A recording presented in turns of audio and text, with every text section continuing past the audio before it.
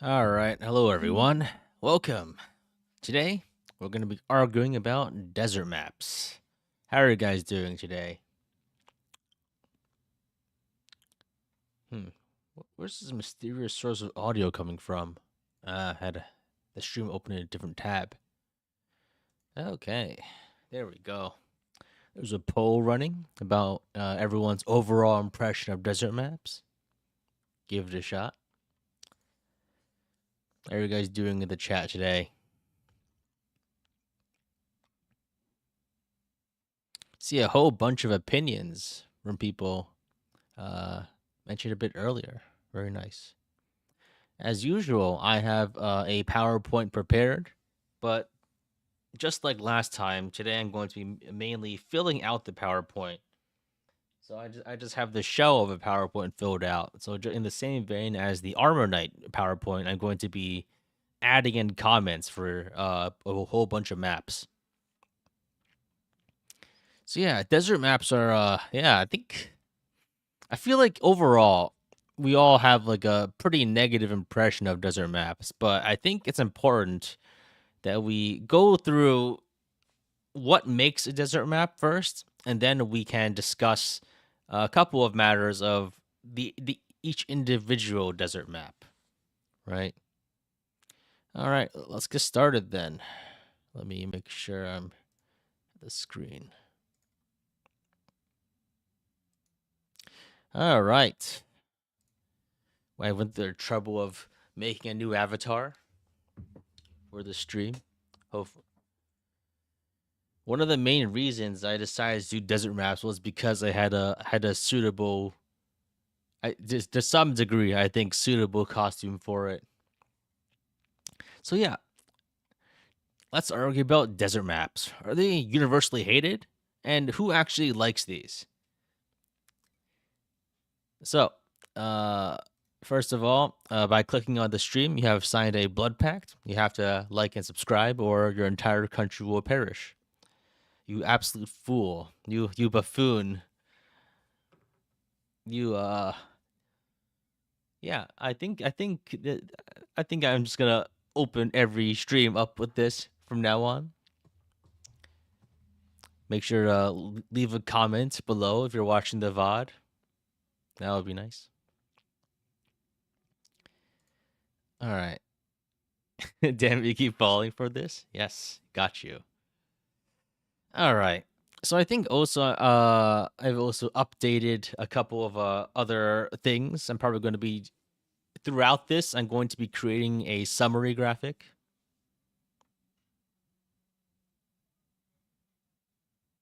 Oh, why is the bottom text talk about Armor Knights? I forgot to update that one. Okay.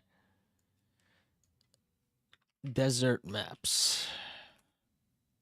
Like the whole goal of my recent bad or not. My design philosophy for these streams has been to do less preparation work in advance because it takes a lot. So I think last time I for the Armor Knight one, I just made the show of the PowerPoint. Ultimately, mostly because making a 40-50 slide PowerPoint is quite substantial. And I think doing it over the course of the stream is more enjoyable for everyone. So yeah, as usual, I guess for this time I'm going to be making a summary graphic, uh, showing my subjective opinions about for each individual game and for each desert map. Most Fire Emblem games have one or two desert maps, mostly one. And so I'll just talk about them after I talk about them individually. I'll give a quick summary about what I for each map. I'll talk about each individual map. As you can see on the left here, I prepared most of them, and we'll discuss in detail what is there to like about it, what is there to dislike about it. Some map games don't really have desert maps, so if there isn't really one, I'll put in the best substitute for it. Can we add a feel neutral about them? I mean, that's like the it's okay kind of option, right? Oh, you mean for the poll? Okay. I guess the poll there is just to describe to drive some discussion first, I guess. Yeah, first I guess we can get started with. Let me. So first of all, let's think about something. What is a desert map? Oh, there is a nice and PowerPoint defaults. So, what is a desert map? So, a desert map in Fire Emblem tends to be a map that is mostly covered in sand that restricts movement. It heavily penalizes movement from cavaliers and infantry, but but mages and flyers tend to be able to move properly. I guess the idea being that soldiers will be weighed down, while mages are more fleet of foot and will be able to move more freely.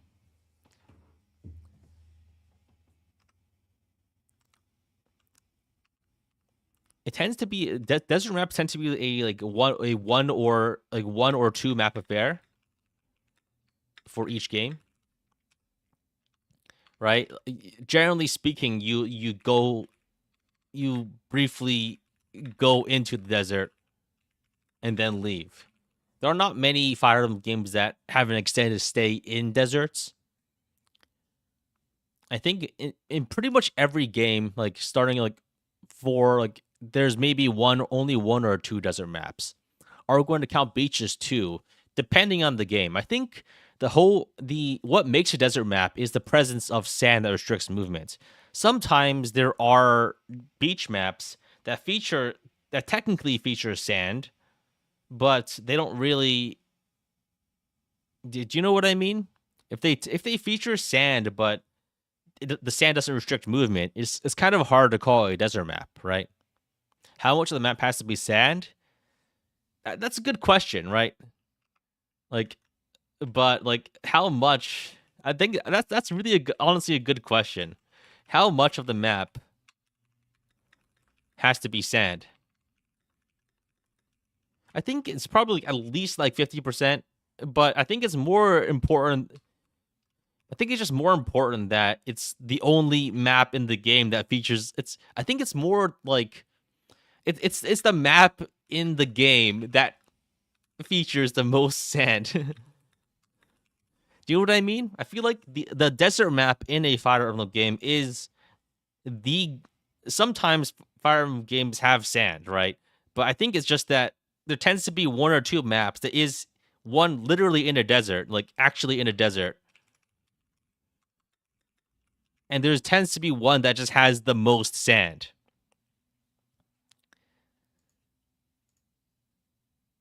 I think it really depends. It depends on the game.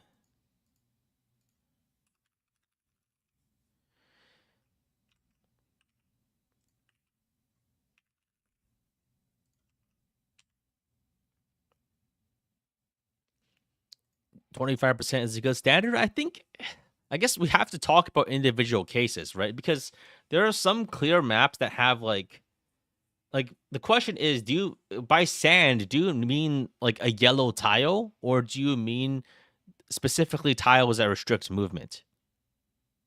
Because I think like scorched sands, for instance, in FE8 is like only around half sand, technically speaking, like movement wise, right? Because there's sand, but that acts as plain tiles, like the ones around Erica's starting point. It's sand, but not desert, right?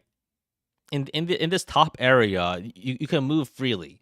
Like in this bottom area, you can move freely. This map is around like half sand, but it's still the desert map, right? I feel like, granted, I think it's pretty clear, right? I think it's also mostly kind of like you know it when you know it when you see it, like intuitive. You know what I mean? It's got to specifically restrict movement. Like it's got to be the kind of sand that restricts movement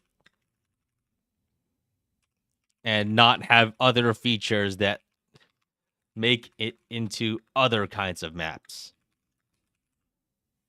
Right.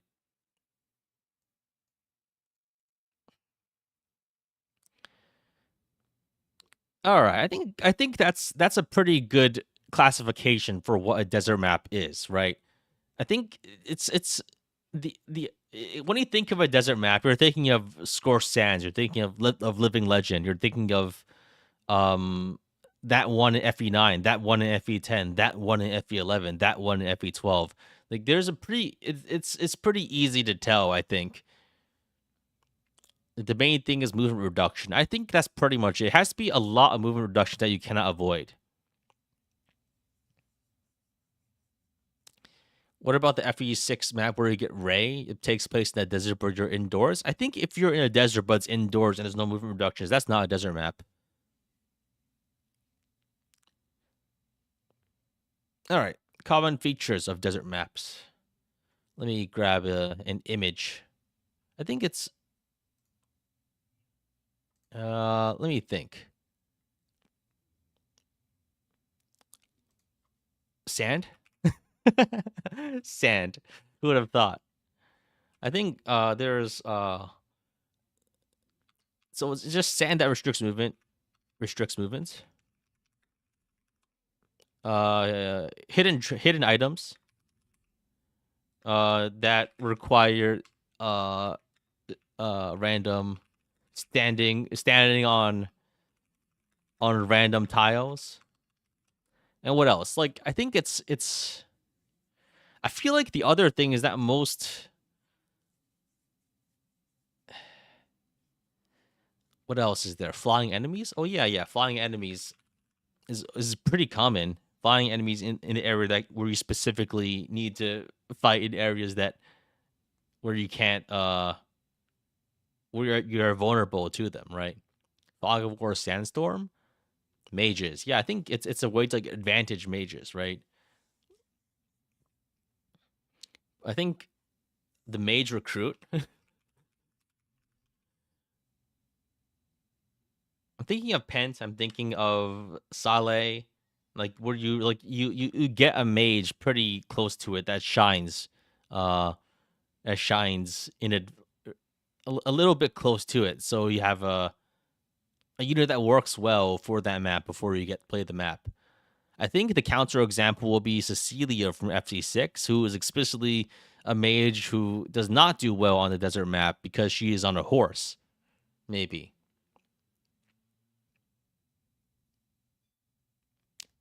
Yeah, I think like what else is there? I'm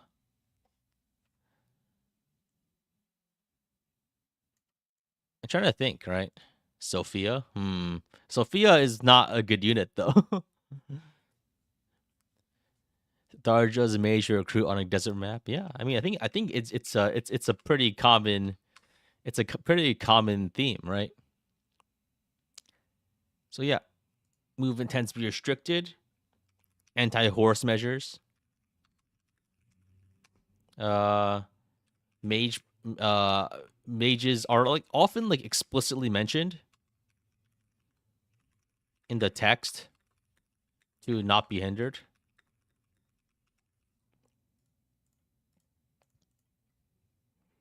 Fires, obviously. And yeah. And hidden items are another common feature, I think. So hidden items, I feel like overall, they're not really that critical, right? I think hidden items appear from FE6 until FE12. Oh, that's pretty long history, I think. But like they're like a random percent chance of obtaining higher with thief.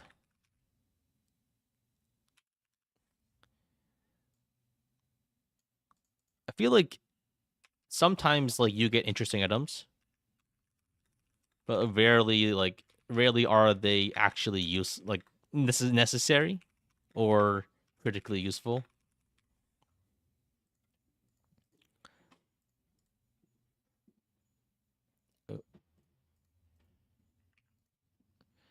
Uh Pandreo is a busted mage on a desert map too. Okay, yeah, and I guess we can talk about recruits, like in a like nearby mage recruit. Is there a mage recruit? So I think like there's Pent. FE8, you got Sale. FE9, FE10, you don't really get one there, I think. Maybe in FE10, like FE9, I think you get Tormod after you beat the map. Sophia, Cecilia.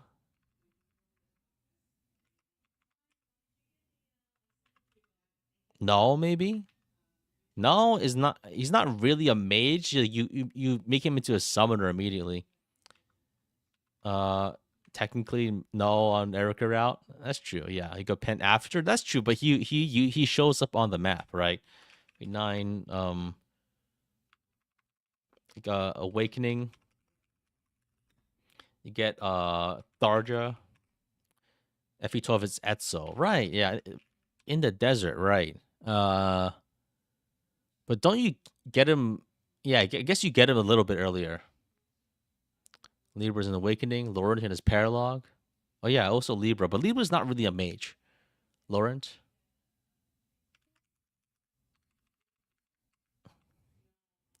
engaged as Madreo. Yeah, he does. I think Fates doesn't really have a desert map, right? And same thing for Three Houses. Not in the main campaign, at least. I think Fates might have one in like Birthright, but we'll see. Yeah, as like there's one in Birthright. Hayato in Birth and Rev.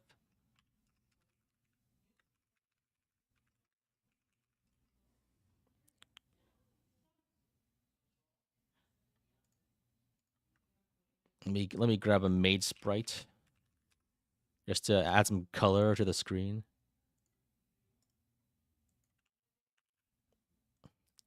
Oh, there's a nice Maid Sprite from the Fire Emblem 4 trading card game.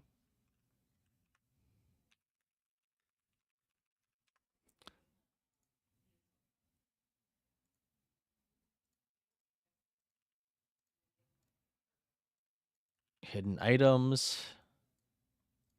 Let's stop the auto suggest. The generic mage, restricted movement. Yeah, I think. All right.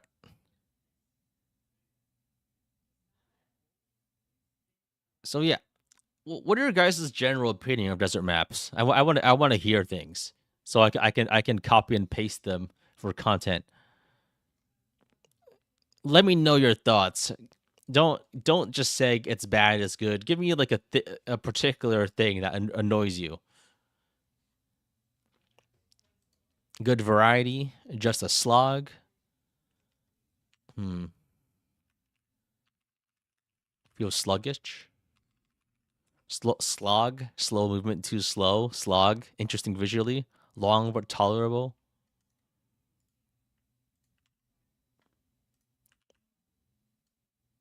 Desert maps handicap cavaliers, and you like that? Got some boots for the restricted movement, just to put something on the screen. Necessary evil, but a good nerf for cav units. Let's go wade through sand and get eaten by wyverns. They often feel just like regular maps, but movement is arbitrarily cut in half. I feel like that's a lot of it, right? I hate moving all my units. What else is there? I think desert maps are interesting, but are often hampered by execution and or status navs. I don't remember there being that many status navs in desert maps.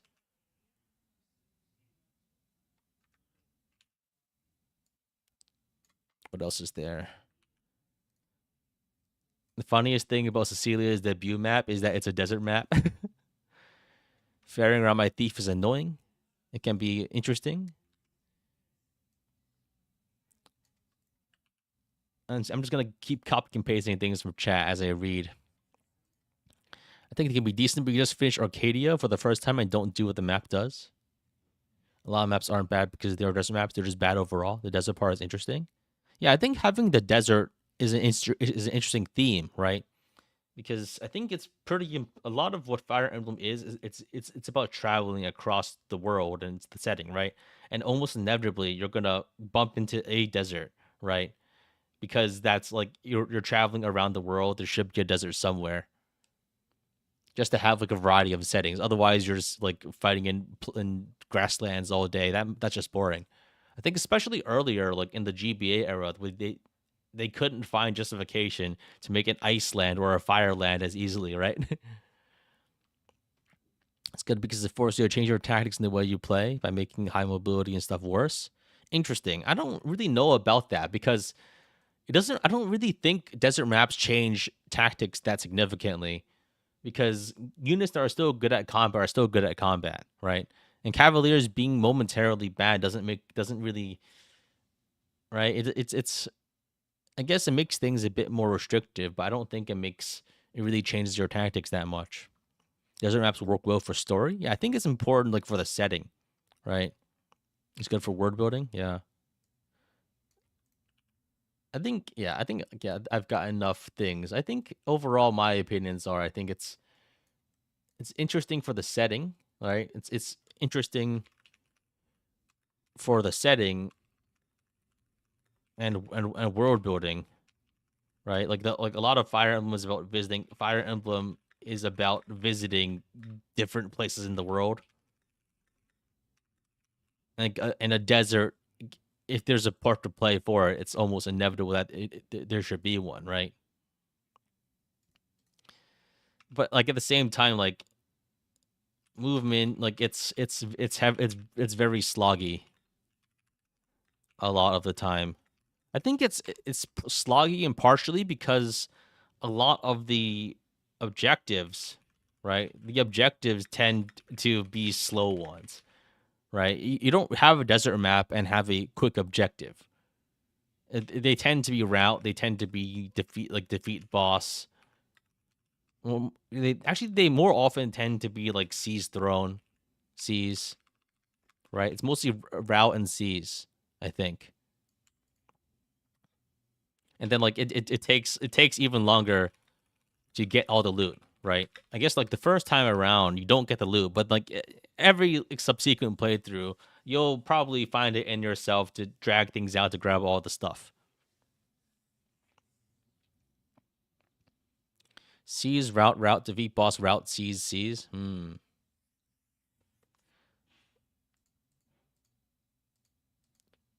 What about Lore and Awakening? I feel like I don't really want to count. I guess we can talk about guidance chapters and paralogs later, but like we'll have to go through them individually. Does it maps feel like there's too much time to do and not enough time to do it? Really? I think it's more like there's too much time. There's too much to do, and you have all the world time in the world to do it. But then then the amount of time you spend just stretches to fill the amount of stuff there is to do, right? Like you feel obligated to do all of the stuff because there's more to do, and then that means that drags it out.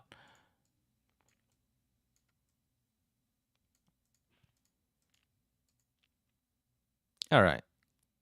So I think yeah, that's a good enough breakdown of what desert maps are, what makes a desert map. I think we can pretty easily sum it up as having sand, having a lot of sand, having hidden items often, having restricted movement, and I think you're often given a unit that performs well on this kind of map in advance. I guess it helps with the unit differentiation, right? But like the fact that it's only one map, so it only counts for so much. I hear in the chat a lot of people are talking about how it makes calves worse, but it doesn't really. It doesn't really if it's only for one map. It's like saying that I don't know, any particular gimmick makes a unit better or worse for one map. I feel like the amount of degree of influence that it has is quite limited.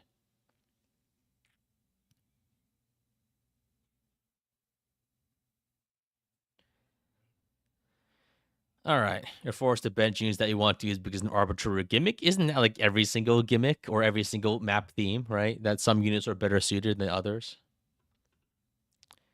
All right, now let's take a look at each individual desert map. I guess we can start with Fire FE 1, 2, and 3. But I think I think I'll just skip these. I don't know enough about these. What do you have you guys played the desert maps in 1, 2, and 3? They're mostly the same ones as in Shadow Dragon and in Echoes, right? But I think the amount of people who have played Shadow Dragon, like the original Shadow Dragon to play like FE2, FE3, I don't think there's not that much to talk about, right? You only play the FE12 version of the desert map. Yeah, I think it's yeah. I think we can let's let the very few, like I don't know enough. Like there's not much discussion to be had here because very few people have played it. And I think we can probably just skip forward to the actual interesting bits. I think desert maps only really started being a thing in FE6. FE4 and FE5 feature deserts, but not and maps featuring deserts and movement tiles, but not they're not really desert maps, right? And all the gimmicks as we know them, I think they start in FE6.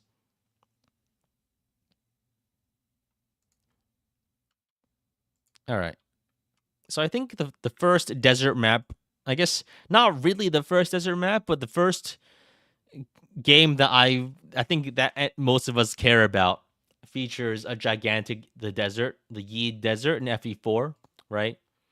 In chapter 5 of FE4, the last chapter of the first generation, the Yi Desert is a significant portion of the map, and it features two or three main important things. The first is the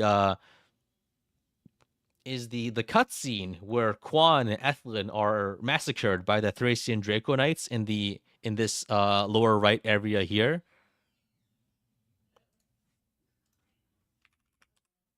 right? It's basically a cutscene. None of it actually plays out.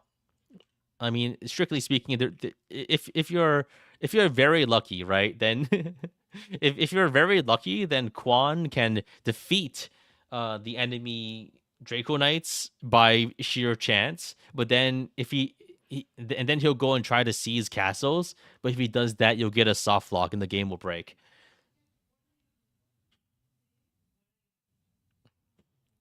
Yeah, like I think it happens when you're in this. Let me actually I can draw on this thing, right? So like here's like Quan shows up here, but but then the thing is that then it happens when you reach around this area.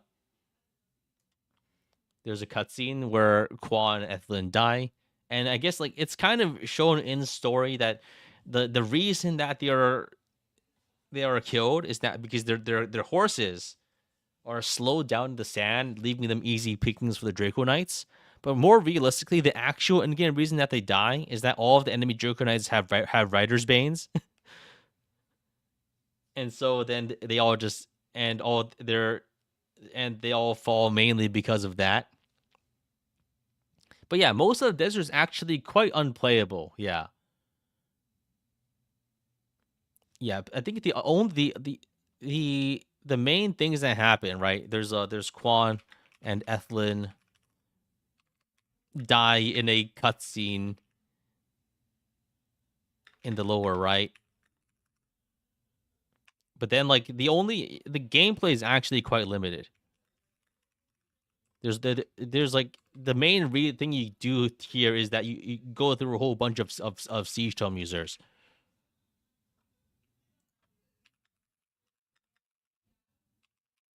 And I guess it can be like a favorable way to fight Reptor, right? You can lure him out into the sand, but that's mostly kind of like a cheese strategy that you're not I don't think you're intended to do, right? I think it's you had to trudge through the sand to fight Reptor. I think that's basically what you're intended to do. And it's quite it's a lot of moving around. The amount of gameplay here is not very I don't know. I feel like I don't like it. I don't like the sand part of this map very much. I think it's interesting because of the uh killed because of the Draco Knights, right? Because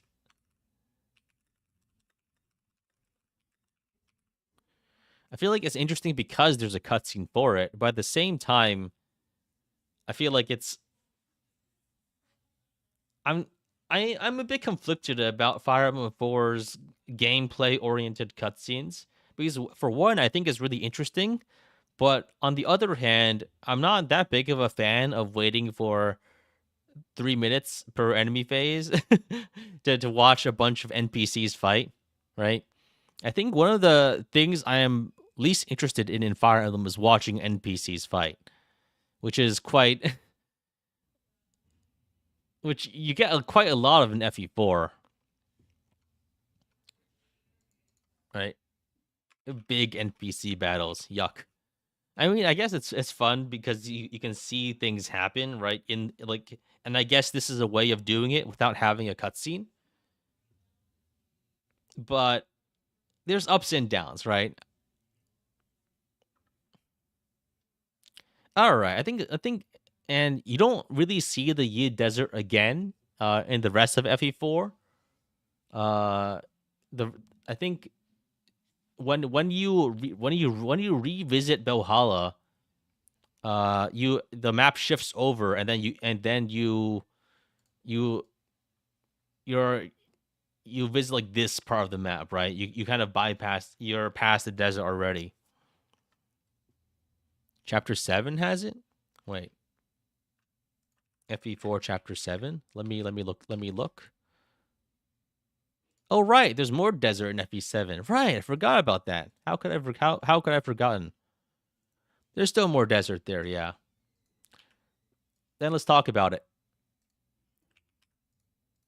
I think it's the chapter is actually called Across the Desert. So yeah, scratch what I just said. There is more desert in FE4 in the second generation, and it's a pretty sizable part of the map, right? I believe like the main thing is that there's a guy in the upper castle in the desert that like I think he takes 10 turns to find his Fenrir tome, right? And like the goes like rush him down before he can get it, basically.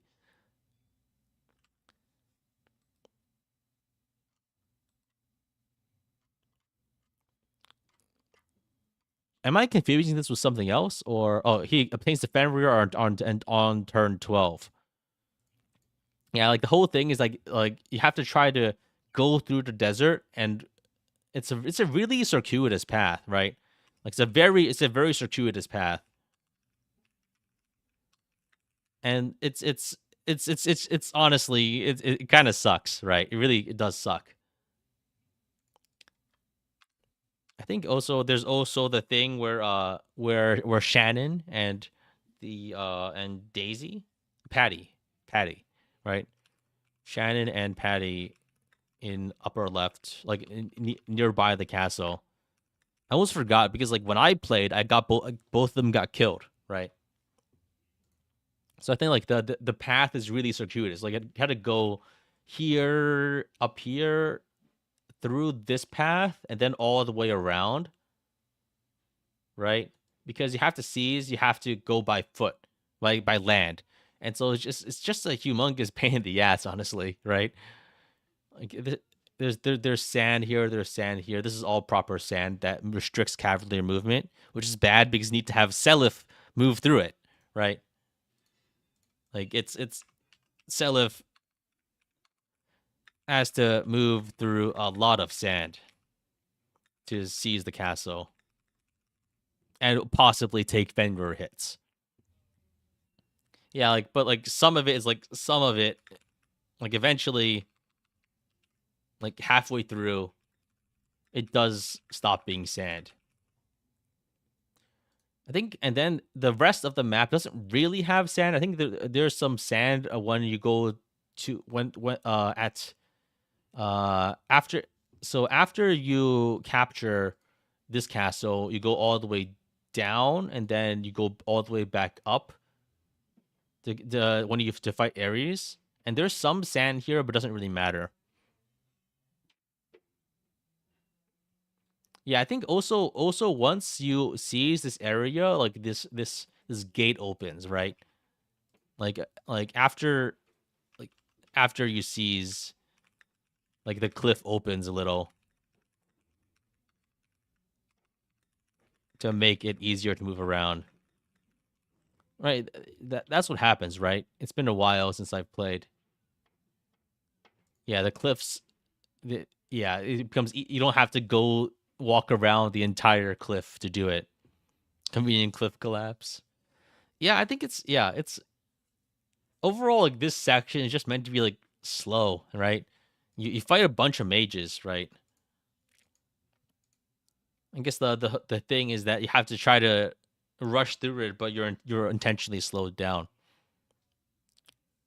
Same thing for here, right? The whole point, the theme for FE4's uh FE4's desert maps or desert sections rather, or you have to charge through restricted movement while you're hit by long range tomes.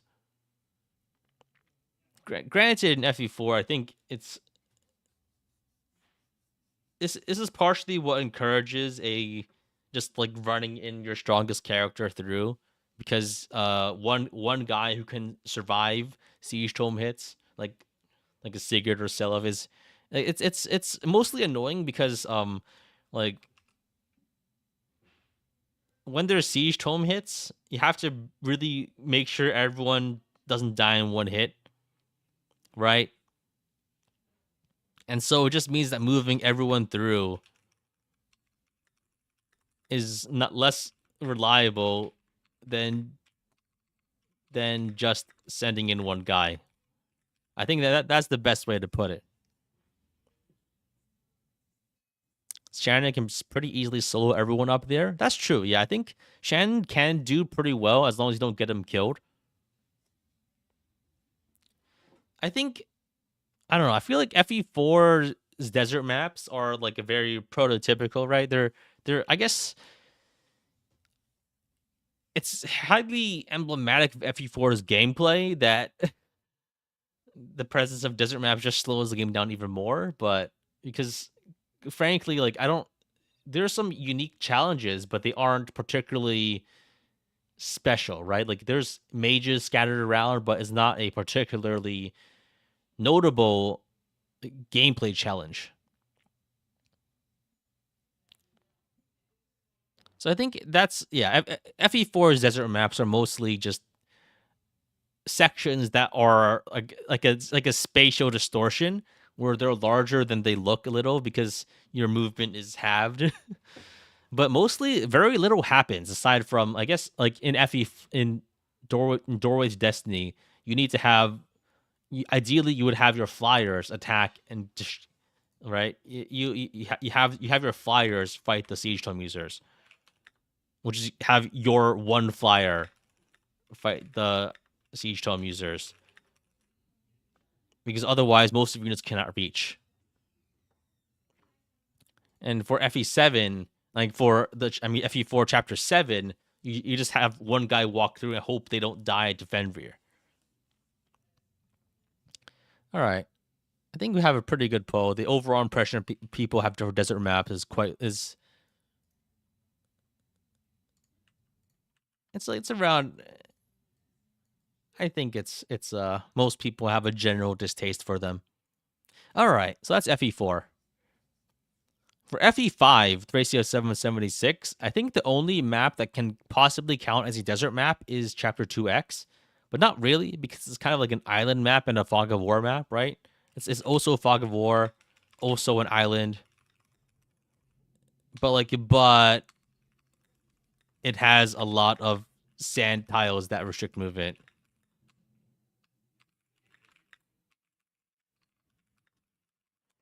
Yeah, also technically, I think technically there are hidden items, right? There's a torch. There's like a torch on one of the forts, I think, right? Technically, there's a hidden island.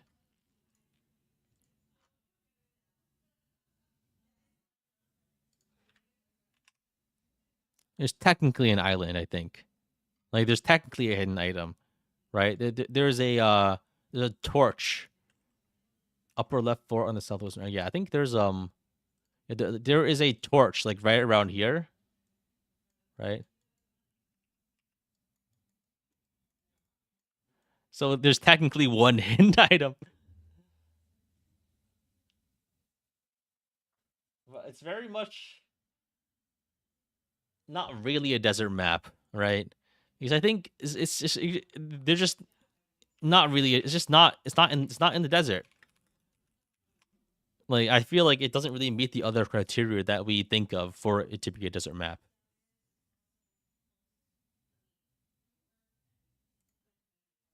Oh, there's also another one on the southwestern fort. There's two hidden items.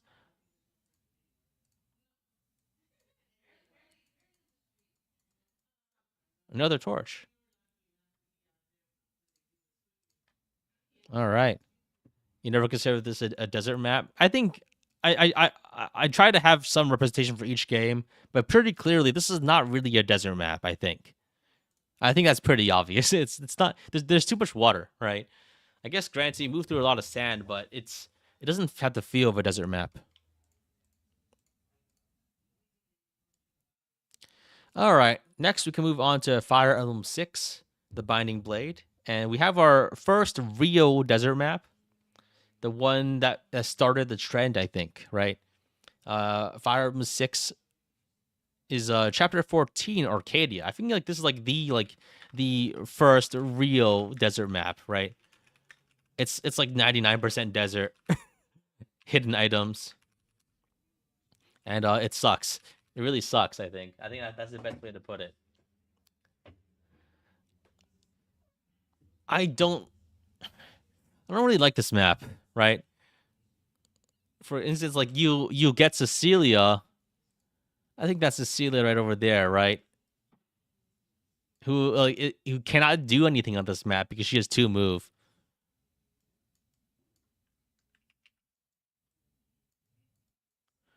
right? It's kind of like a bad joke.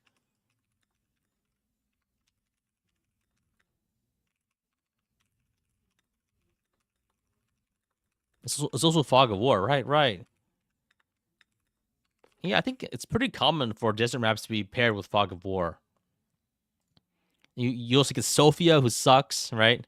Sophia, who sucks, right? It's like I feel like it's yeah, it's yeah. Celia has two move on in the desert. Oh man, Fog of War, Celia, Sophia, time limit, hidden treasure, lots tons of reinforcements. Right, there is a time limit too. It's like 10, 15 turns.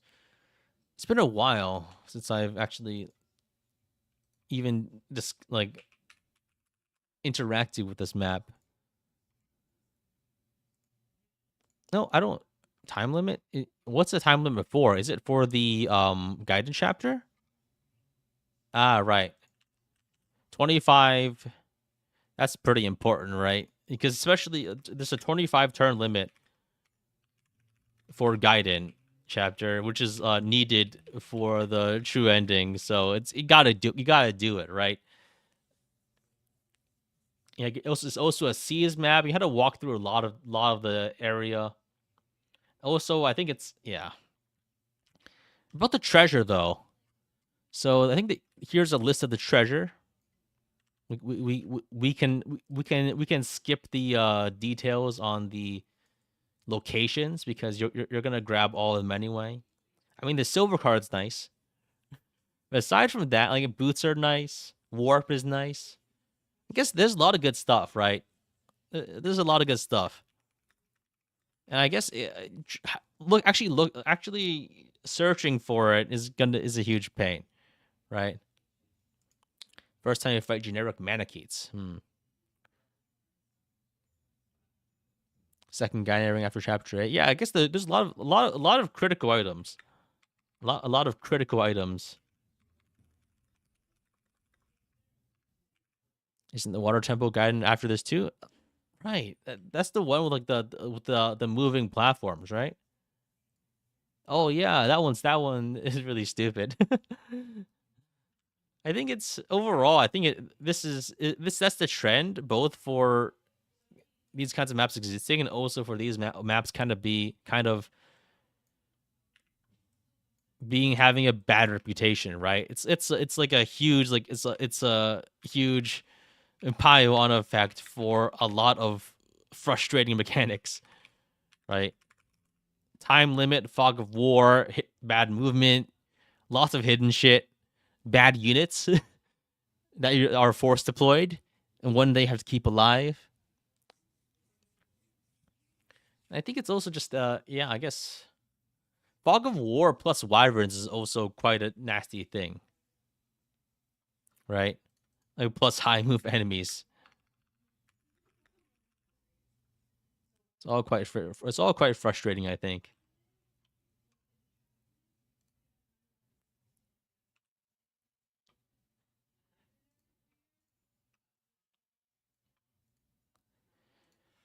They gave you Milady before this map though. I guess, yeah. But it's not necessarily about the good things you get, it's also about the things that feel bad right before you get it, right?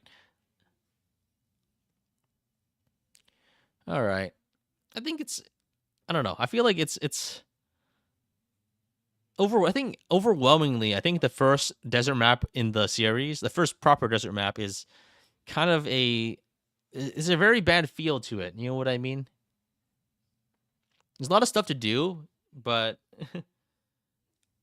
it's a very clumsy first one. There's just a lot of negative empty space too.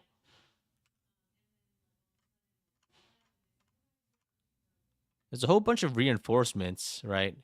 I think reinforcements come from the sides, right? I'm reading the wiki right now. So there's reinforcements from the west and the south, and some from the north, some from the southeast.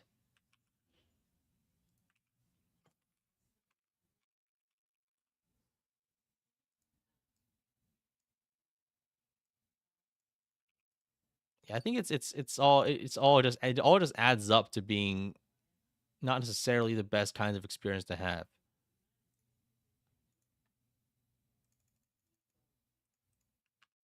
Like reinforcements from here, reinforcements from here, reinforcements from here. And I think some from the north too. It's just a very very long trek. Like from here, what's the route people normally go? I guess they normally go this way. But I guess you can go the other way too. I guess the main path you probably split up some units to get the silver card here. So it's I don't really yeah. I haven't really interacted with this map too much in a while, so I can't really say too much.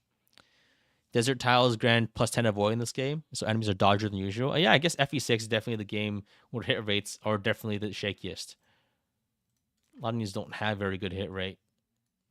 Bosses are on thrones. It's all quite frustrating.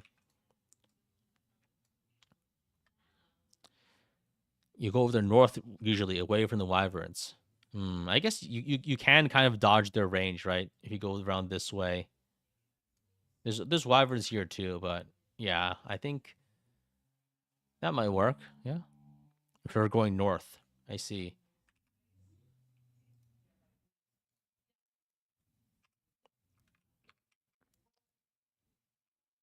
Push up then right to get out of sand tiles faster. Oh yeah, I guess that makes sense, right?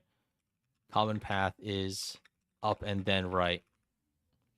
Doesn't Cecilia have two moving through a desert? Yeah, I think so. That's what we one thing we've discussed quite a bit. Yeah, so I think the common path is this way. I don't remember which path I took when I first played this, but yeah, I don't think I don't think I've ever actually finished FE6, but it's yeah, it's mostly because I think after a bit GBA Fire Emblem was dragging a little for me. That's just Grand +5 avoid. Yeah, I guess. All right. Is there anything else we didn't talk about Arcadia? I think we've touched on most things. Like it's there's a lot of frustrating elements on this. I feel like this is it's a bad showing. Status stabs.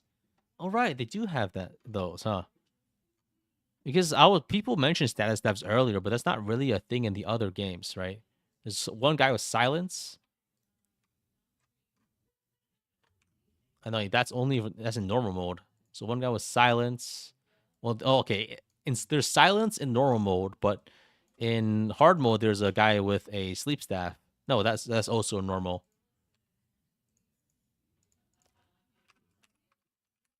Sleep status, sleep and silence staff users. It's escort mission too. Yeah,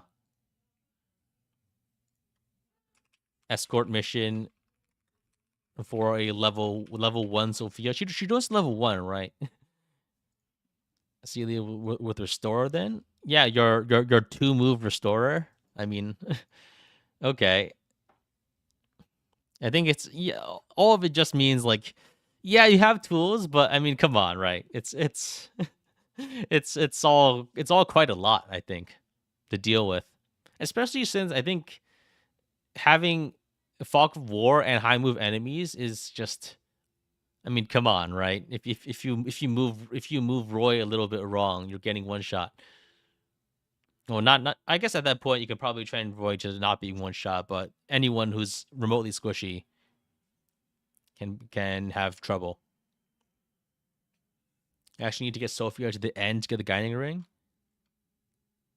Right. Oh yeah. Can only be picked up by Sophia. That's really fucked up.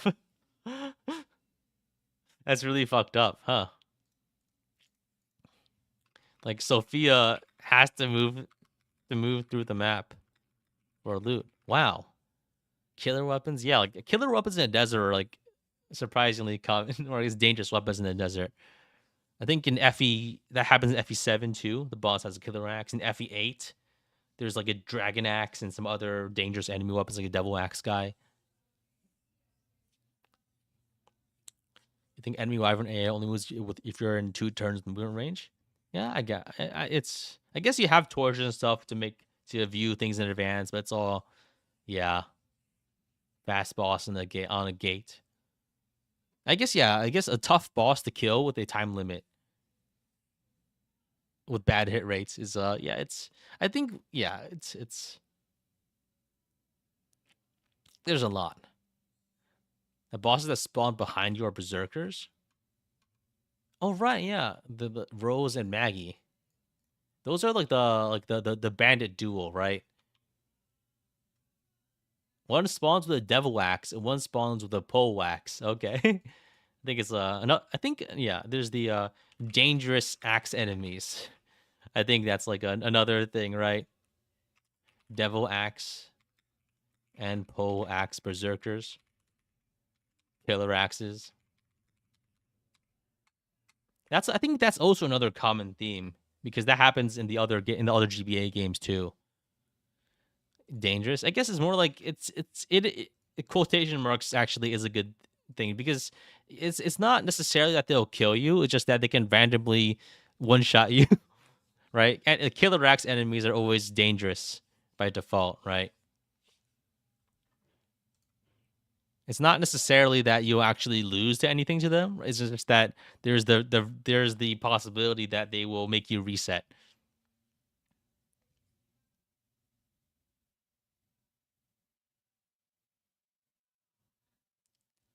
All right, I think that's pretty much everything about Arcadia, right?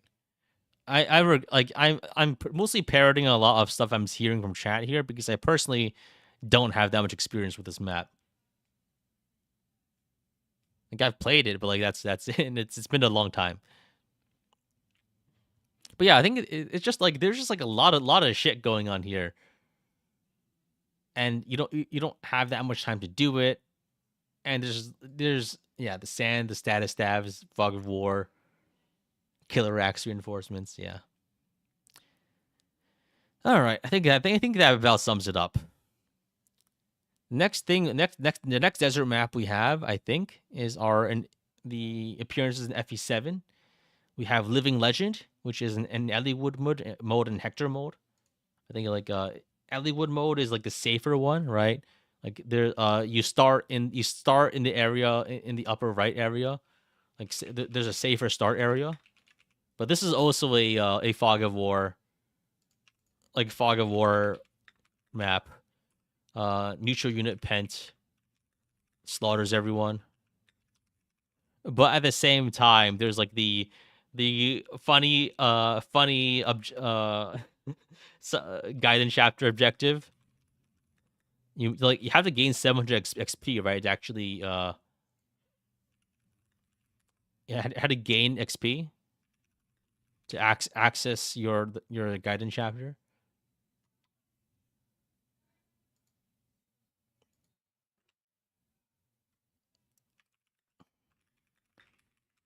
It's only half fog of war in Hector mode, huh? I've only ever played in Hector mode.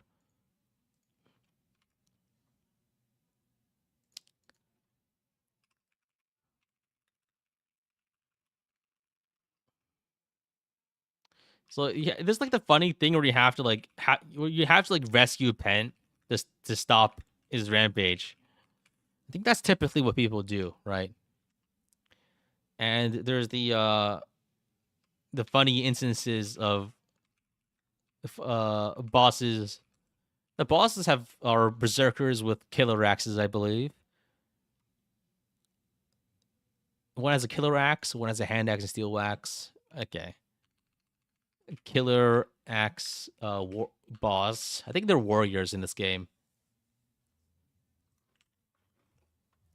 The bosses are actually scary. Yeah, they are. I think in this case they're actually quite scary because they have, even if their hit rates aren't the best, they do a lot of damage and they can just crit you and kill you. This is also a defeat boss map, right? No, defeat all enemies. Okay. So it's not, yeah. Just today there's a post on Reddit describing how this may be the worst map in the series. I think what we're mostly here for is to talk the Hector mode version of the map, which is kind of like is really messed up. Right? I think it's I don't really I think a bunch of people played the Elliewood map, right? But I've only ever played the Hector mode map, mostly because I just use a cleared save file to play it. I've only really played the FE7 like once, like properly, right? I think twice, once or twice, and both were on Hector hard mode. You do get Hawkeye. I guess yeah, you do get Hawkeye, right? And he's useful.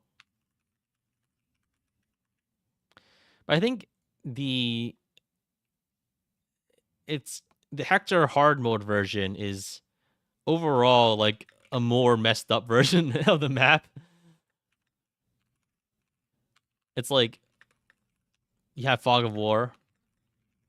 You have you start in the desert.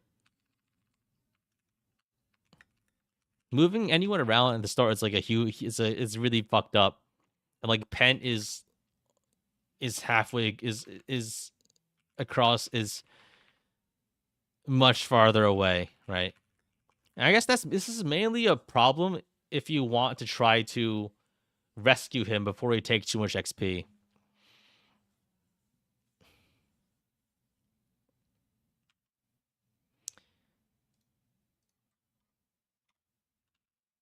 I think I can also show the hidden items. So there's a Luna, a white gem. There is a guiding ring, Hero Crest, Lightbrand, Philia's Might, Eclipse, Ocean Seal, Body Ring, Average Drops. I think not all of these aren't mission critical, right? I mean, Luna is nice, but I think this might be one of the few cases where you can get it. Actually, now I think about it, so it's actually there's like I think you can get it at Dragon's Gate also, but Luna is a very desirable tome, and it's hard to get. I don't think it's not in Hector hard mode though here, so actually never mind. So you actually can't get it here, Wait, the only yeah, I think the other one is in a different map. Radiance might is also huge for nose. Yeah, that's like plus 10 might, right? That's pretty good. Light brand, hero crest, white gem. Like, all the rest are fine, I guess. You can put up the FE Wiki's location guide. I guess I should, right? I guess I should put it on the screen.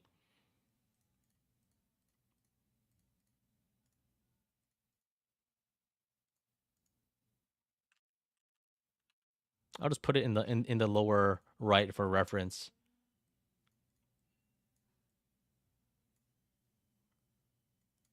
I guess I should do this for FE6 also. Just to have everything on the screen for those of you who are interested in it.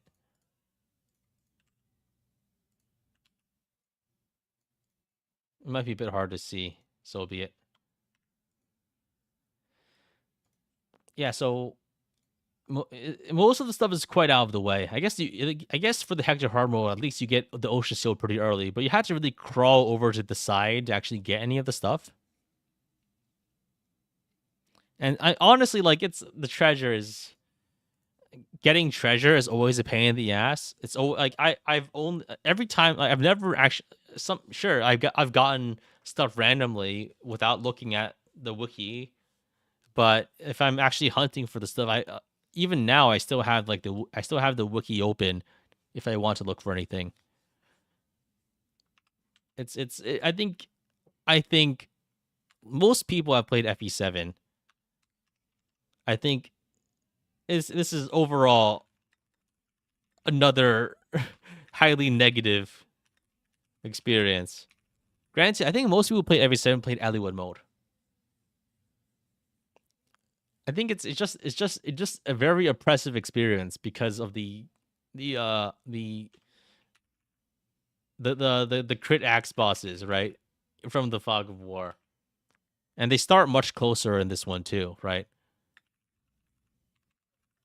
Granted, I think it's easier to deal with them when they start closer because you can rig supports to avoid being crit or being hit entirely. The first time you experience this map will be the Ellwood version. I think a lot of people start with I don't know how many people start. How, I'm curious. So FE7, how, how have you played FE7? So I think Ellwood only, Hector mode only, both routes. Like because the way I played it is I've only ever played Hector hard mode, and I did it by downloading a save. I guess you would start with Ellwood normal, right? I think most people's experiences with this map are from Ellwood mode, right?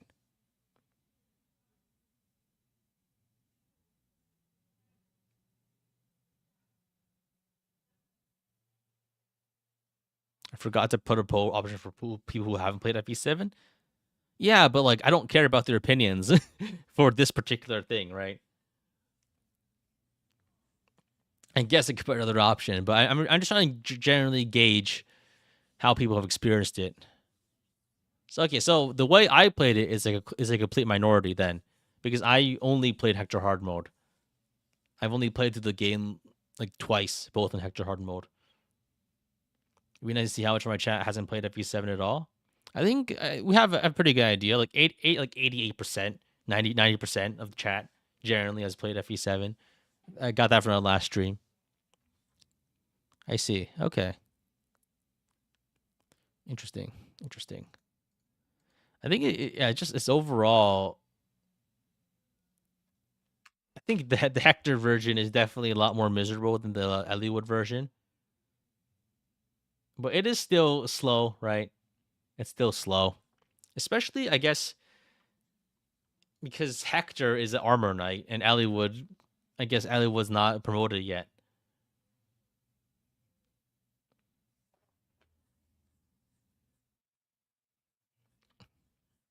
Are I judging these maps based on a blind experience? I don't. I'm judging. I'm judging it based on any experience, really. Desert maps are a lot less terrible if you don't have a guide or wiki. I feel like judging it based on not having an experience versus actually having experience is a bit of a it's a bit of a meaningless distinction at this point. If we're talking about everything in detail, and I just talk about anything that could possibly go right or wrong here.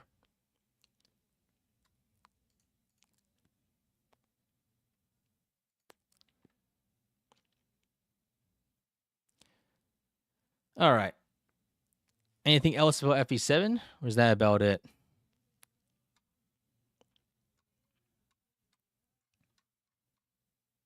Pent dying randomly.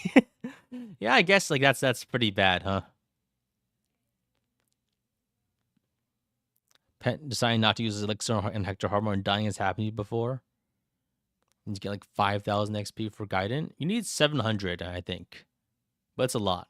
Especially because you have green Pent stealing things. Whatever reinforcements can be a pain when trying to get all the items. All right, there were reinforcements on this map.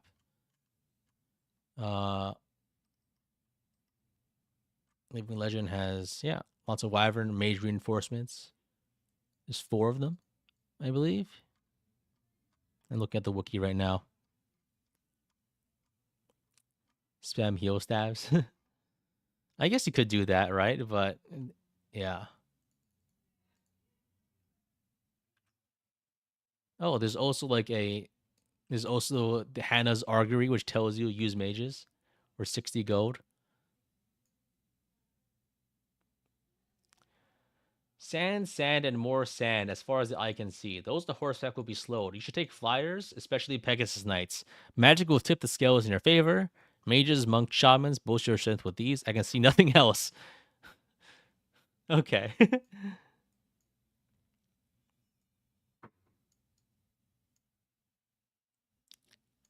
All right. I think it's yeah. I think that's it's this is another thing where I think sand maps just kind of pile on negatives, right? You have low movement, and then you have these reinforcements. You have fog of war. You have crit axe bosses. I feel like it's desert maps are a bit of like a confluence of things that can be quite annoying. It's not just a low movement. It's also that they often just stack dangerous things on desert maps. Like it's just dangerous things stack up, right?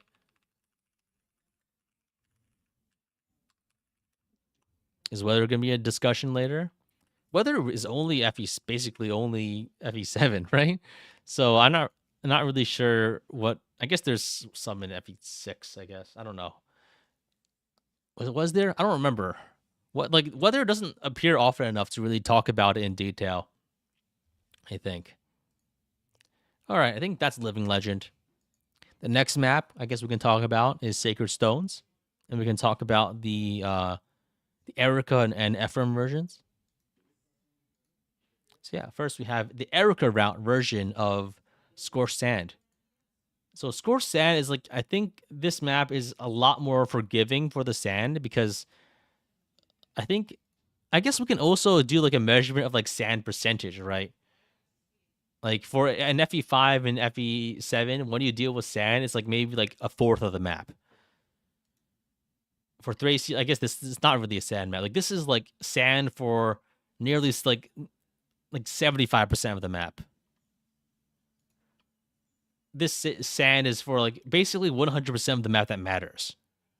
Same thing for Arcadia. Like I guess you can skip it eventually, but pretty much the entire map in our Living Legend is sand.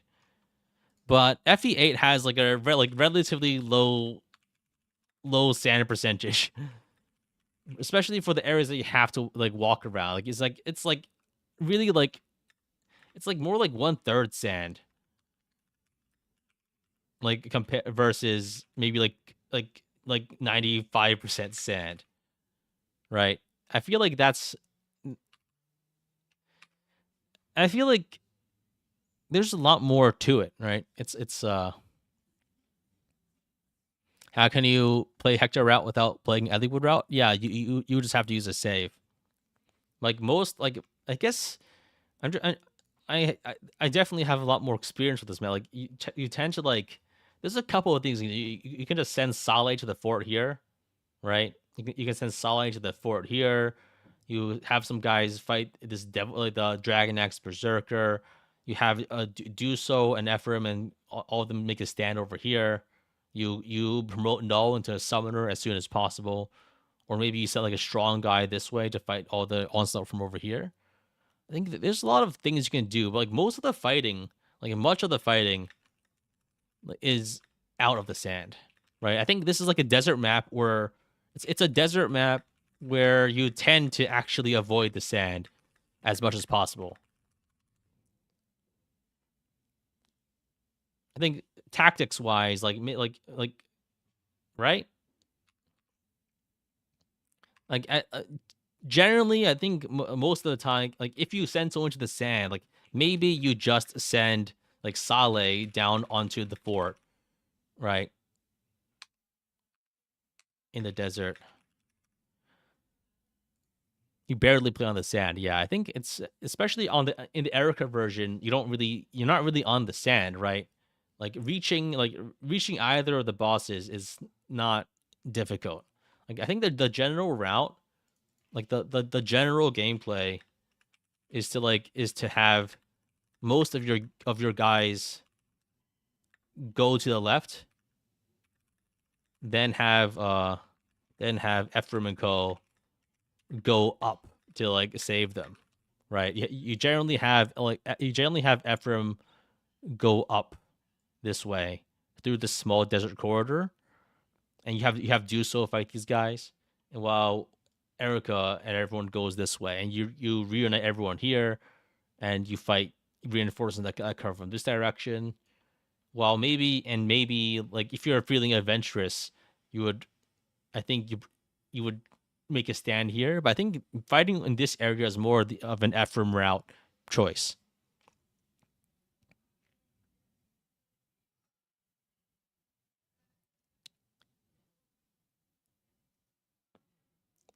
If we are talking about criteria, we discussed criteria earlier, but this is more of just like an excuse to talk about specific maps. If there are other maps that we miss and we can make a case for being desert maps, we can go back and talk about them. But I'm not going to count rain maps as desert maps. I think there's a lot of commonalities, right, for these kinds of maps, and we've gone over them an hour ago, and I guess I'd rather not retread ground at the moment. Sorry. So yeah, we have that. We have our dangerous axe guys, right? We have hidden items, dangerous axe guys. I guess quote unquote dangerous, right? There's the dragon axe guy. There's the devil axe guy. They're not really that bad, but they're I don't know. Seeing a guy with an 18 might weapon is always a little dangerous, but I think it's just the fact that it appears is notable because it seems to be a common theme.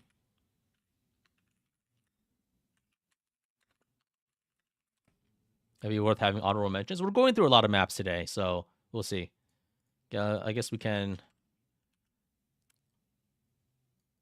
There's treasure, but I think most of it doesn't really matter, right? I think honestly, the treasure, like the silver card is nice, Medic's tome is nice, warp is nice, but it's probably like the least not very important. It's not important. Not it's honestly not very important for most players. It's nice though. It comes late enough in the game that I don't really feel like it's not most of the treasure isn't it's useful, but you don't really need it.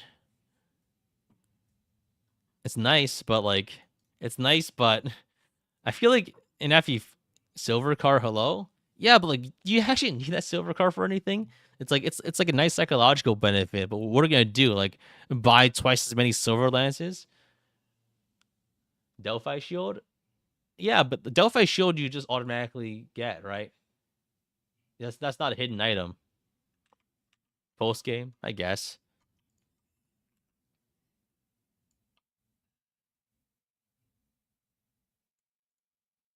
The Firelight Shield. That's from Vulture. Yeah, that's not really a hidden item, so I don't think we can really. Right, we're just only talking about hidden items here. Like they're nice, I guess. That's the best way to put it. The Firelight Shield in this game, yeah, it's the Firelight Shield, and you also get the Hoplon Guard, which is nice. Hoplon Guard I think is more important, so you don't get like punked by random things. Might as well not be a desert. Yeah, I think it's like this is like the I kind of like Score Sand because it's like actually surprisingly it's a bit of a challenge in FE8 just because like fighting rescuing the three guys, like the three characters, the three isolated characters, right? I guess it's like the goal is to rescue the three isolated characters. And on this version it's like Ephraim, Duso, Null. Like Ephraim is probably kind of weak. Like Ephraim and Null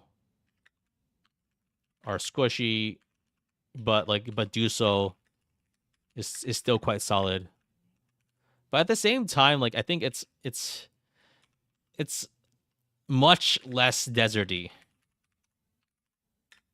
than previous desert maps, right? And it's just there's just so much less desert, and like it still matters, but you're not forced to interact with it like for more than a few turns at a time. Guys, get for like Living Legend, you have to fight. You gotta crawl through this entire thing for the entire map. But for Scorched Sand, you really don't fight in this area. Like again, like maybe you fight the Wyvern Knights with Saleh on this fort, or maybe you fight like you in the Ephraim route. You would huddle around this area.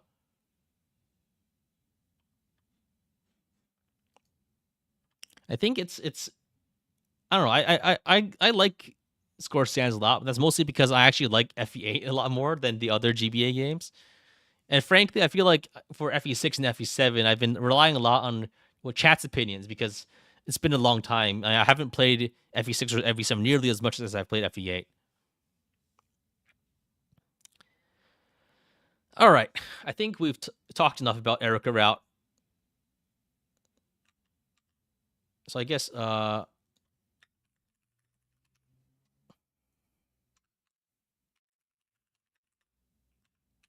right. I think it's the general way. The general gameplay is to go to the left, upper. You go this way, and maybe you have Saleh fight here.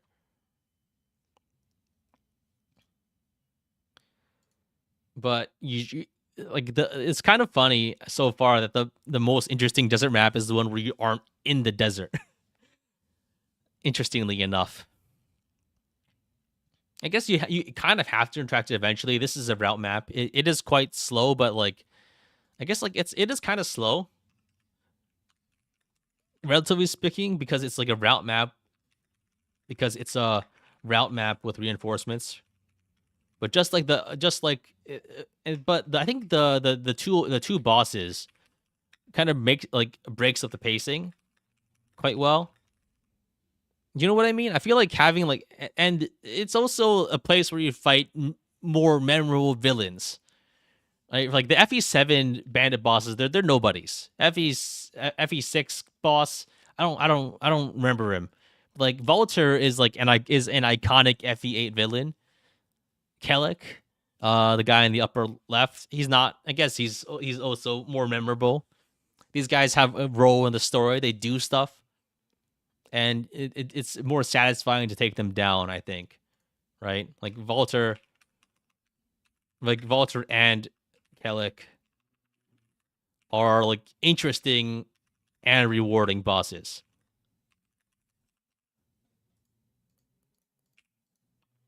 Right? I think like story wise, they're interesting and have roles. Like and also like they're rewarding because they're big villains, but also they actually just they drop like legitimately nice loot, right? I think the other the big thing about killing the bosses is that the Firelight Shield and Hoplon Guard are like it, the Firelight Shield and Hoplon Guard are actually just they're just sick pieces of loot. that you pretty much always want. So it's like nice and rewarding, just like by default.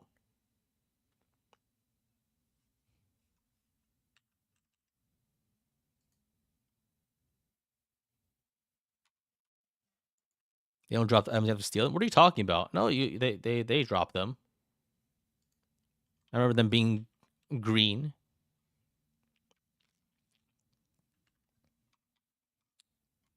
Even on the wiki it says they is dropped by Volter, dropped by Kellic. What are you talking about? Are you just trying to misinform me? You can steal from them so you can kill them for it. But yeah, isn't only the guiding ring stealable? Yeah, FE8 doesn't. Most stealables are just like random things that aren't as important. So, in other words, I see, I smell a liar. All right, I think that's enough about Erica route. We can talk about the Ephraim route, and I think it plays. It's.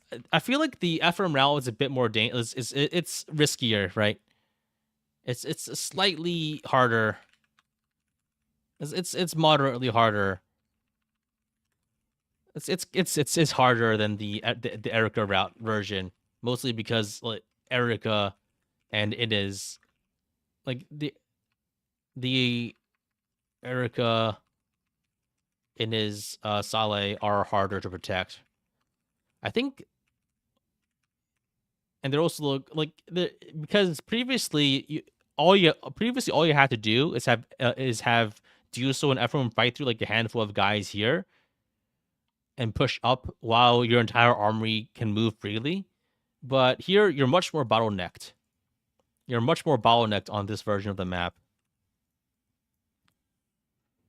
if you're trying to reunite your forces.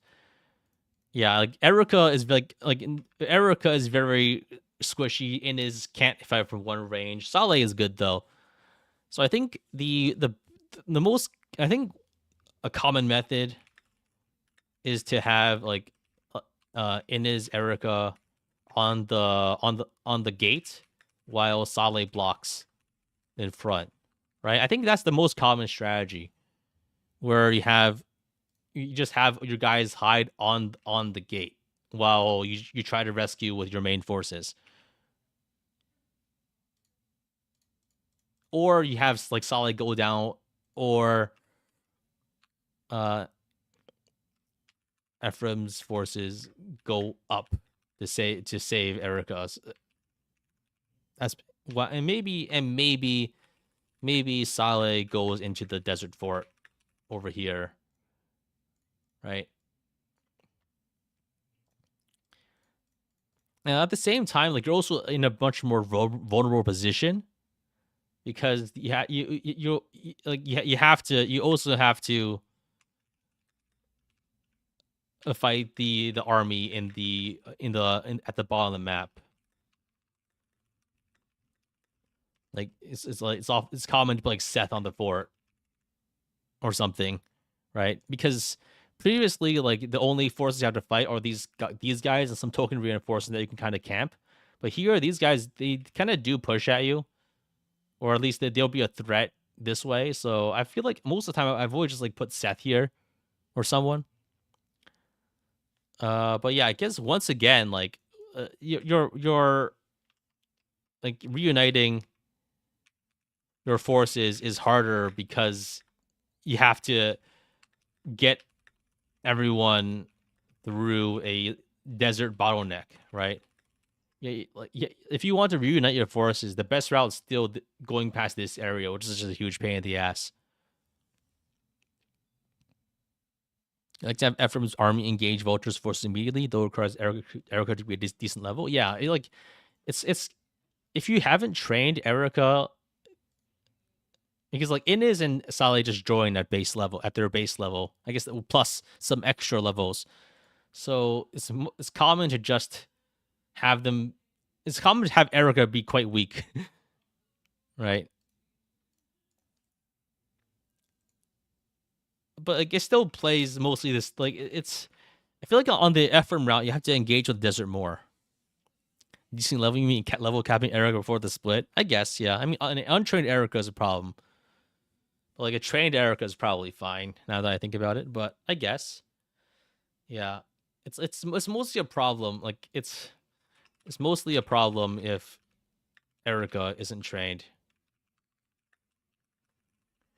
It still plays mostly the same, but like it's just the initial moves are slower. Just like initial moves are slower.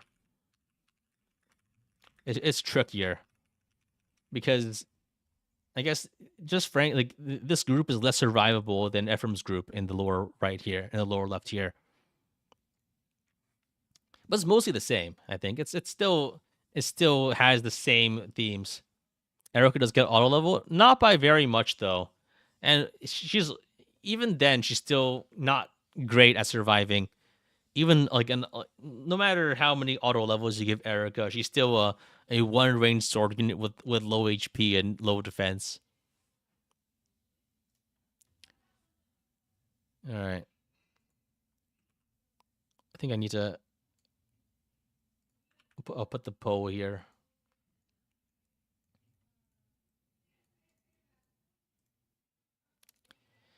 All right, I think we talked a bunch about Scorched Sands, but she's up against fighters. There's not necessarily why the Wyverns can go and attack her, and there's also the problem is like there's Wyverns and there's Pegasi from this direction, right? There's Pegasi. There's a bunch of yeah. That is quite risky for Erica, I think, especially just being attacked from multiple directions because you can't really wall off unless you just hide on the fort, on the gate. That is.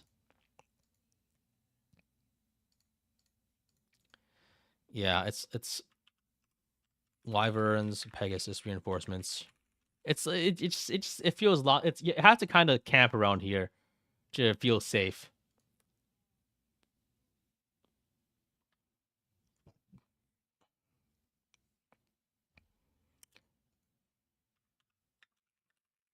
Granted, if you're playing well, this like or you grind, then this shouldn't be an issue. But that's a caveat that can be said for nearly all Fire again, not all Fire Emblem 8. So yeah, I think reinforcements are turn count based. Yeah, they are. They are. I don't think FE8 has ambush spawns. So I mean, I guess they can spawn out of nowhere, but they don't attack on the first move. All right, I guess that's it for Scorched Sand, our third sand map. Next up is Fire Emblem 9's desert map, the Pharaoh Frontier. So I hate this map. This map sucks, and it's endlessly transforming, untransforming, unaggressive Lagoos. Why? Why? Why? It's just it sucks. This map sucks. Like the map is incredibly easy, and it because you can just take your time. There's a goofy ass recruitment. Stefan. Yeah. This map is taken from Fire Emblem WOD. It's very hard to find good maps for the 3D games, unfortunately. Pharaoh Frontier. Yeah, this is 100% sand. That is true. This is literally 100% sand. Is it challenging a maniac? I think not even a maniac is challenging because enemies don't move to you. They only attack you if you get in their range, which yeah, it just happens randomly because they yeah. But then like you at the same time you are kind of forced to take your time because it of the sand. It's incredibly easy and boring, but like I don't it's just not just yeah. In addition to there just not being that much to do, The map it just isn't that good. I think. I think even the treasure isn't that good. Get a physics staff, a shine. I guess boots are nice. Guard is useless. Statue frag. I guess. I mean, is there more gold? You can steal the goose stones. I guess. Boots on Stefan. I guess there is a Stefan recruitment.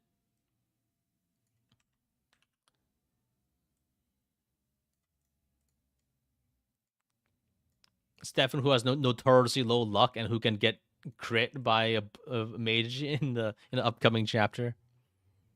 There'll be some weird bonus XP requirements. Yeah, I think the bonus XP requirement is letting units survive, right?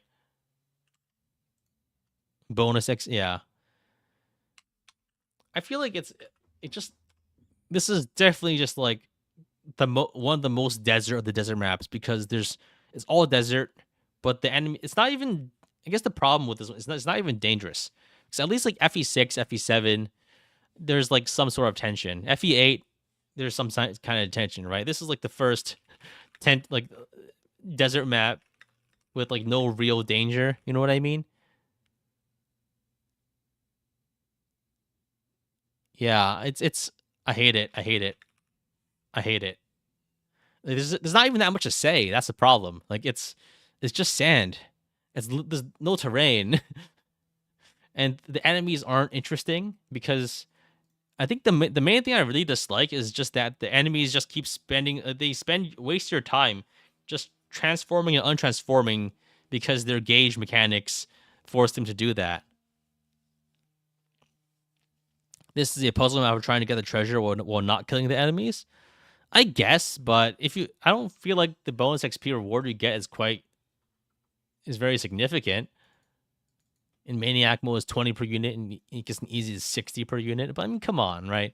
I feel like getting bonus XP is infinitely worse than just like killing the guys for killing them for XP.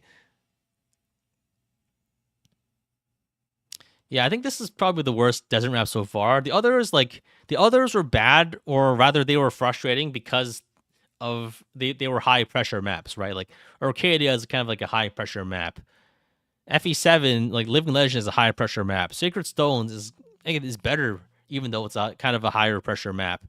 But this is like a low pressure map that also isn't as slow and boring, and has long animation times, and you had to go out of your way for minor benefits. And all of the enemies fight in a way that is inherently frustrating. Yeah, overall, I think this one's a bad one. Yeah, like what do you guys think? I think we've pretty much summed it up, right? There's not really that much to say about Pharaoh Frontier. It's just because it's kind of yeah. I guess yeah is the worst map FE9. Yeah, I think it's pretty up there for a really bad one. All right, I think that's enough for about this map. It's just bad. I don't like it. All right, FE10 also has a desert map. This is in part 4. I also don't really like this map very much. It's from Fire Emblem WOD. It's like this is another 100% sand map, right? Like I think it's I don't like this one either. I haven't summarized this one in the video so far, but I think it's like flyers are mandatory, but then like there's like crossbows on this map, which is I guess it's something to dance around, but it's mostly that I think the thing that's just most frustrating are just the unaggressive enemies. I guess early on you had to fight a few ones, right? But it's honestly quite trivial to fight these guys, right? Like very slow. I think it's just the sheer enemy count is also staggering. And then like randomly and then the Black Knight also just shows up to steal your XP halfway through, right? Like the fact that the Black Knight shows up and just kills a bunch of guys is good, but at the same time, it's But he can't move. He does. He does. The Black Knight does move all over the place, killing things, and you can't control him because he's not he's not a controllable ally unit. I think, right? I think he's like a green unit, not a yellow unit, so you can't control him. I guess lives aren't really mandatory or highly encouraged, and then yeah, because movement is miserable. The treasure is kind of nice though, but at the same time, you get a minuscule amount of bonus XP. I mean, V10 hidden treasure. I guess there's Dragon Foe. I guess that's nice.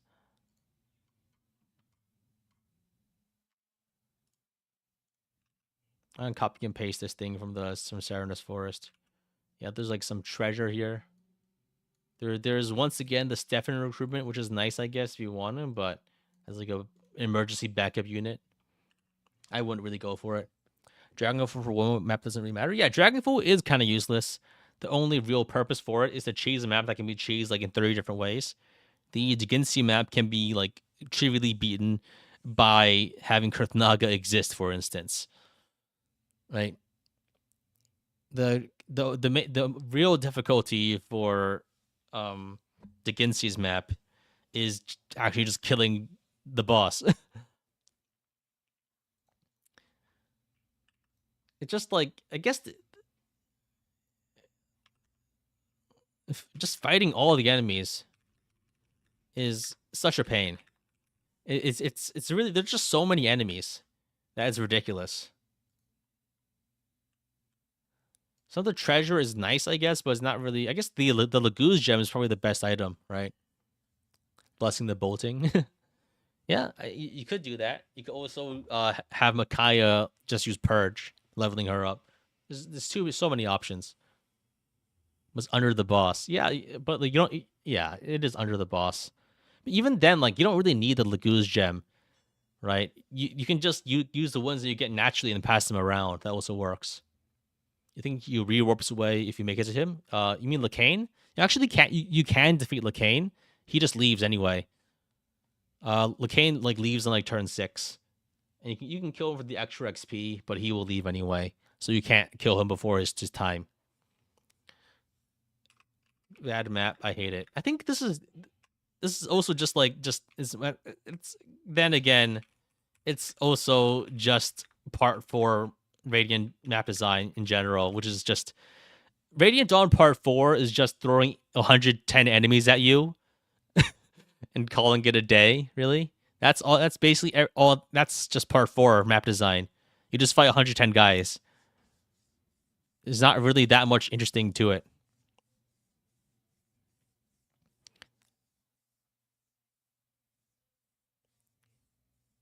I guess there's hidden items. They're nice, I guess. Most of the items are just nice. You don't really need any of them. I guess Dragonfall is nice for a funny cheese strat, but you don't even need that because the map you use it to cheese for, there's like 35 different cheeses.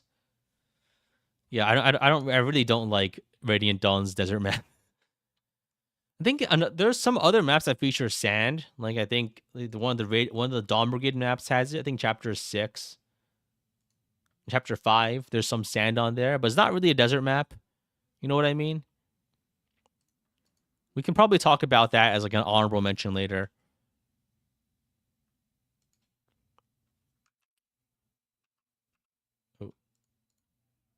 Right? Remember this map, like the one where you have to like I don't have a proper map, right? I guess we can talk about this later. 1-6. It's technically a desert map, but not really. Lost Hair. It's like technically a desert map. But like honestly, you're not really entering honestly, you're not entering the desert. You're not realistically you're not realistically entering the desert. It mostly just hinders enemies. Because it's like a 6-turn defend map. Right? Like the general route is just that you go this way.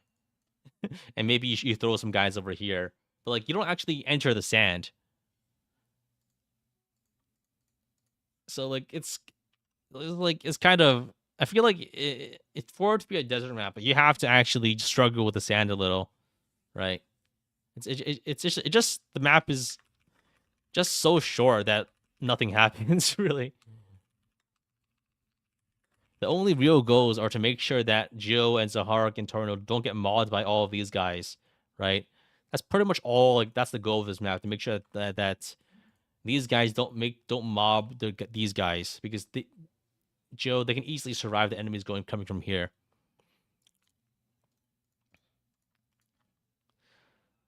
Also, it's a part one map, so I don't like it that much. Yeah, I think this is technically a desert map, but not really. It's yeah. All right. Now I think we can talk about the next one. Shadow Dragon. Shadow Dragons. This is you can't defeat Garneth. This is the Garneth map. You can't beat Garneth.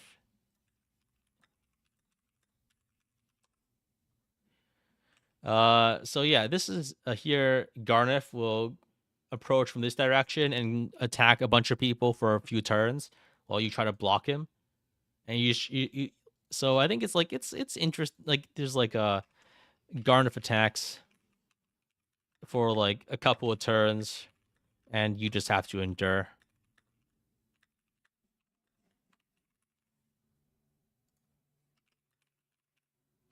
You just stand still. You think Garneth reaches you? That's probably about right. It's like I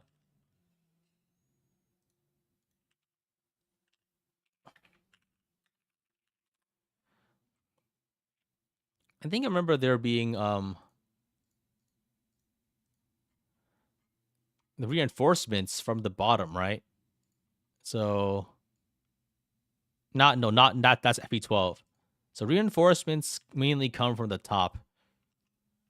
But then I think the other thing is this is like a siege tome wyvern map. It's a bit of a miserable experience, I think. Like swarm 25 use swarm tomes. The whole thing about Shadow Dragons are the 25 use swarm tomes, man. The thief that will loot the treasure chests. Yeah, and the wyverns, I think it's, you have to like really be like, you have to be a bit careful here.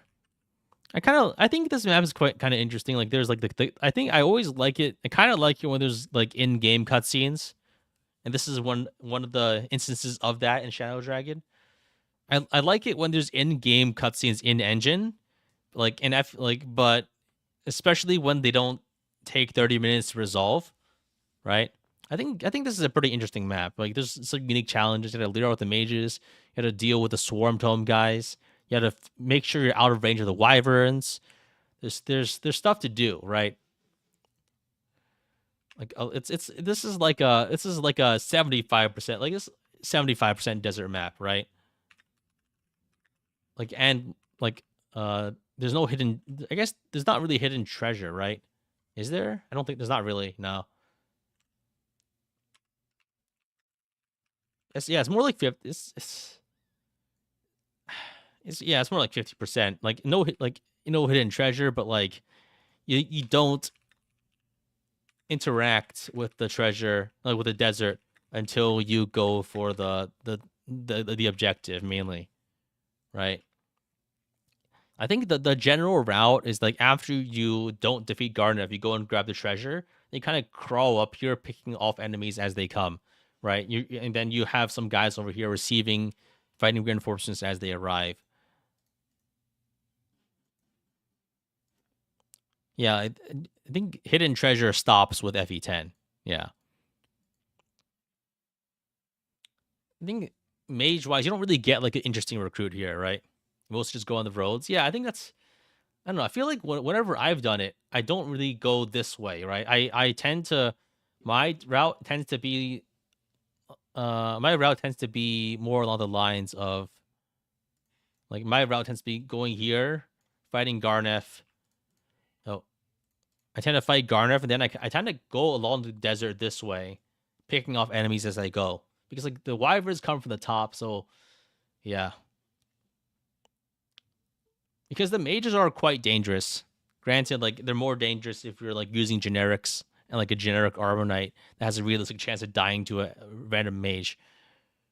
But if you're using like Sedgar or Wolf or like I guess then you're probably fine. Yeah, you just don't have res in FE11. Yeah, that is true. Yeah, mages are quite dangerous in FE11. All right, I think it's interesting enough. It's kind of interesting, and it's kind of cool. I don't know. It's kind of funny how that the best desert maps are the ones that have the least desert, right? Just so far. I mean, like, or at least the ones that are, I don't know. I feel like FE6 and FE7, like, the map isn't like bad, but at the same time, it's like a bit miserable. But like the ones that are the more fun, kind of keep the desert as something that you interact with, but only for maybe a few turns, right? But like this is like faux desert and it sucks. This is faux desert and it sucks. This Lost Air, this map isn't really a map. It's too short. This is only like half desert at most, and it's kind of okay. But there's other stuff going on that's not desert.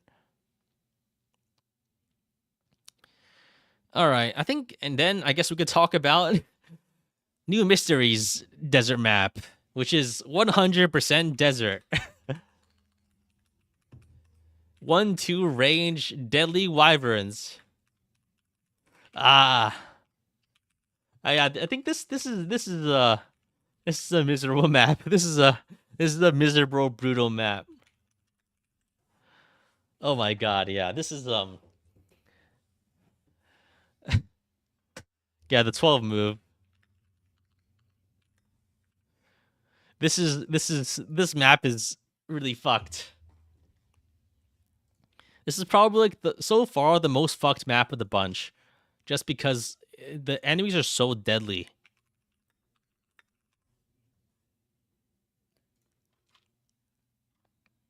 There's no treasure, obviously. Wait, this one does have treasure. Wait a second. Um,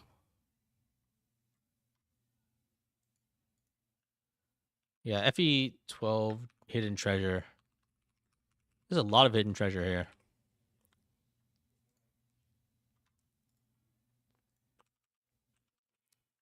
It's like one of the few cases where we can get an Elysian whip. I'll just put a small map. I guess it's not very readable, but just to show it's here, because it's the maps I can get are not very legible. So yeah, the amount of loot you get is quite a lot. There's a lot of shit on this map.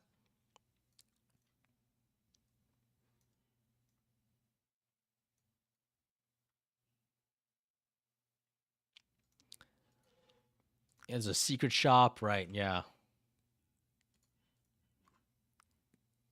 where the extra wing spear, which is nice. Dragon pikes are always great.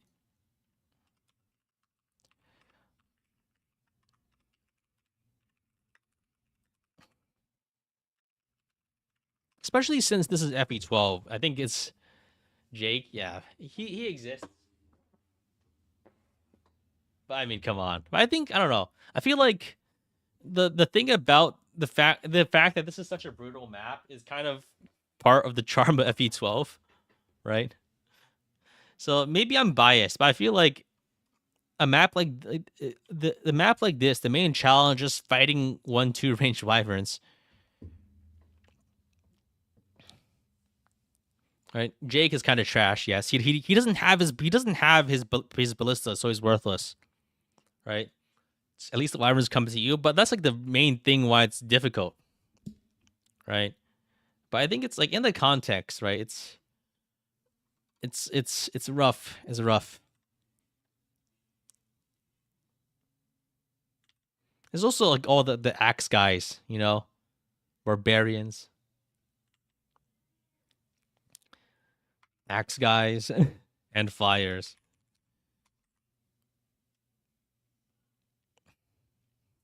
Has there been any desert map so far where a lack of deployment spots was a legitimate criticism?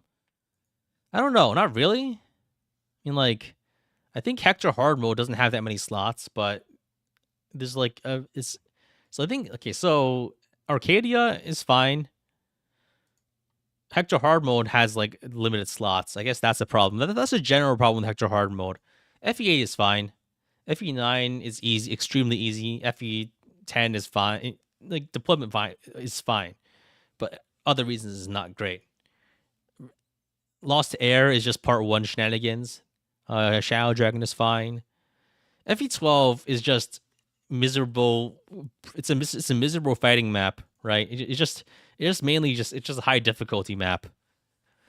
Maybe I'm biased, but like I feel like this is part of like what makes FE12 FE12. You just get we're just constantly assaulted, right?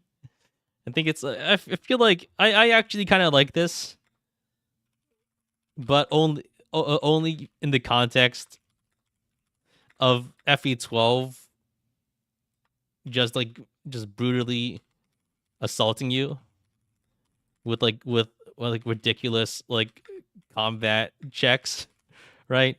I think it's because it's very easy. It's kind of you can handle it if you have if you have guys with bows, if you have your dragon pikes, right? Or if you set it properly with like a maxed out Chris with a javelin, you know, it's very memorable. Like it's memorable because of its extreme lethality. And I think that makes it special in some ways. Granted, like all of like the entirety of Henri's way, that arc in New Mystery is like rough. I used burst here. Yeah, I think I did. Yeah, with the bow. Yeah, I think I used that. I use Excalibur. There's a bunch of options, right? There's like use bows, Excalibur, anti dragon slaying weapons. I mean, there's a lot you can do. There's a lot of solutions. 3 save points. Oh yeah, I guess. But when I played it, it was an Iron Man, so I didn't get to use them. So yeah, I think I kind of like this one, but that's just my inherent FE12 bias. That's just me. I'm just biased for FE12. I can't help it.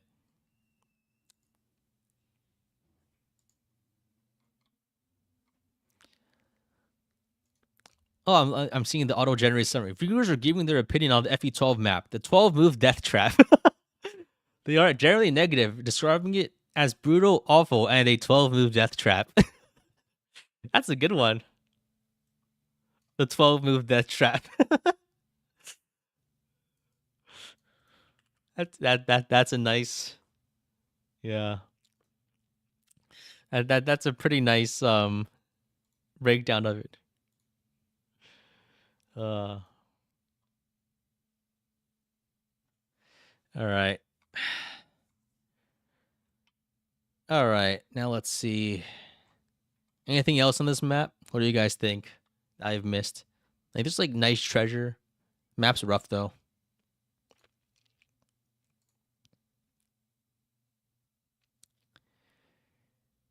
All right. We need to mention the 12 move wyverns. Yeah, I think we already have. All right, I think that's probably about it about Henri's Way. I guess technically there isn't there another desert map in New Mystery, or am I missing it? I think was there isn't there like the retread of the I'm trying to I don't think we revisit it, right? I guess that would just be in Mystery of the Emblem where you play, right? Like which map was it? Kadeen. Oh right, yeah. I remember that. It's what chapter was it? Like there was a repeated map. Etzo, Astrum. Right. And where Astrum comes up from the back, and he tries to hit it from the back, so to speak. I guess there's also a couple more maps we can talk about. I think the serious map. There's sand there. It's not really a sand map. All right, yeah, it's a Sanctuary of Sorcery. This is chapter what chapter is it? 8, 9, chapter 9.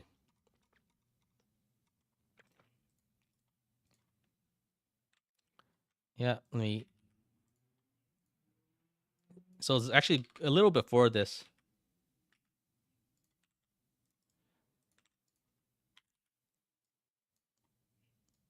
This one, I don't think this one has hidden treasure, right? There's a lot of drops though.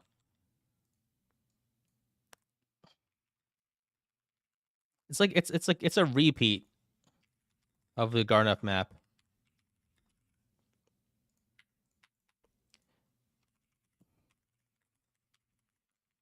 I think this map is also a little tough because I think this is the one where you get Minerva in the upper left.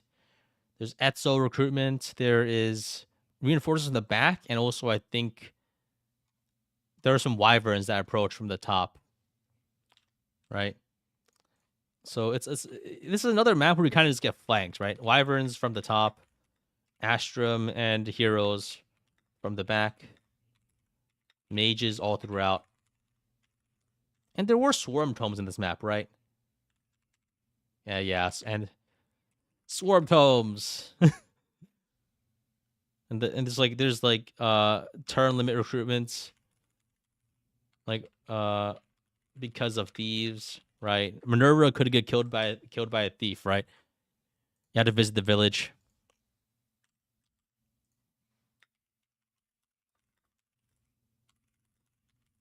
So I think this is also a pretty tough map. You kind of get sandwiched, right? Because you're more forced to interact, right? It's yeah. Kill the heroes for XP. Yeah, you could do that if you want, and you can also just kill Astrum too, right? But like recruiting Astrum is such a pain for how lacking he is.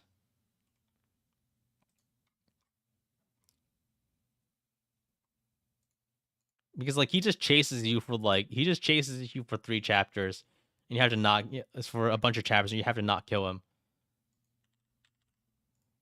Like Astrum chases you, like a really like shitty recruitment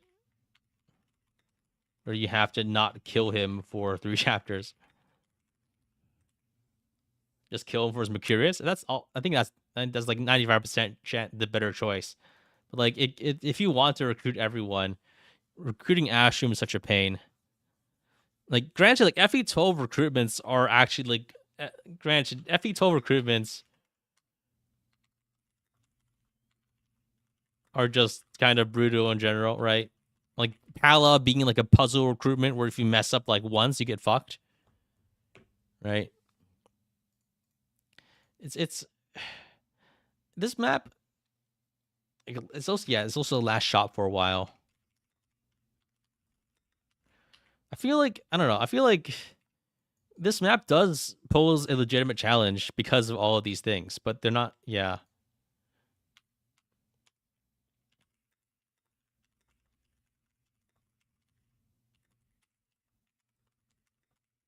arena is if you're brave enough. Arena is not something you do unless you're rigging it somehow, especially in lunatic or above. Yeah, I think it's yeah, I think it's still mostly the same as the Garnif map, except there's no Garnif.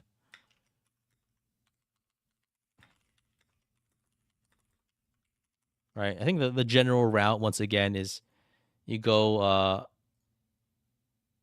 you either go this way to kill Ashram or you go this way to get Minerva. And then you kind of just push through this way, going through the thieves and chipping away through the mages. Unless you go Zane. You don't get Zane until chapter 11, I believe.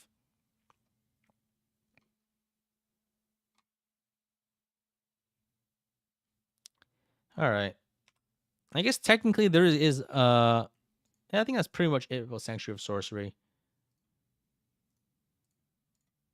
it's not really much of a desert map, but like again, like one all the reasons like it still doesn't force you to interact with the desert for quite a while necessarily, right? Like the desert like is mostly like an area you avoid. You avoid for most of the map. I I I I think the reason it's okay is because you avoid the desert mainly. Yeah, I think this is a fine map. That's mostly because FE12 has mostly fine maps, right? I just have I it just a b- I just have a really big FE12 bias in general. I think there's also the Sirius map which has some desert, but it's not. I guess you have to deal with the desert.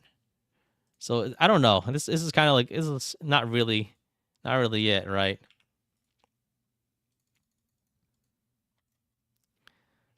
There's desert, but it's a coast. It's a coast beach, but you have to walk through a lot of sand. Also, you probably just warp people across to save uh Ogma, etc. Right? I think it's borderline. This is borderline.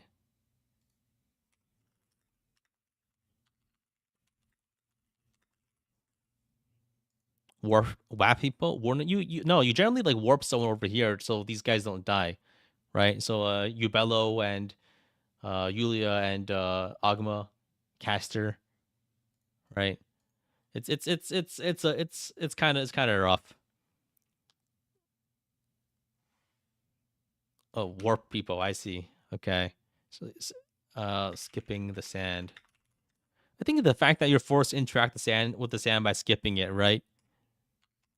Like you interact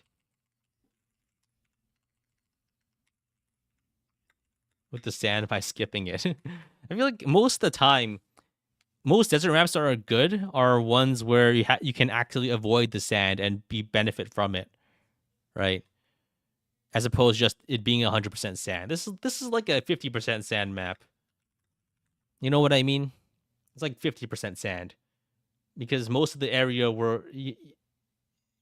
most half of the movable area is sand. Or is Ubella's personal magic base? Yeah, it's minus two.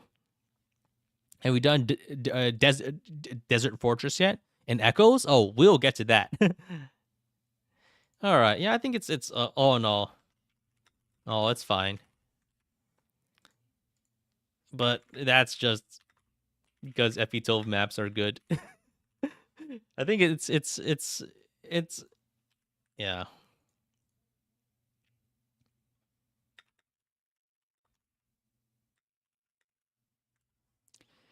I think yeah, again once again like the it seems to be a trend that good desert maps don't have much don't force you don't force you onto the sand for that long. Yeah, this map is yeah, it's quite hard.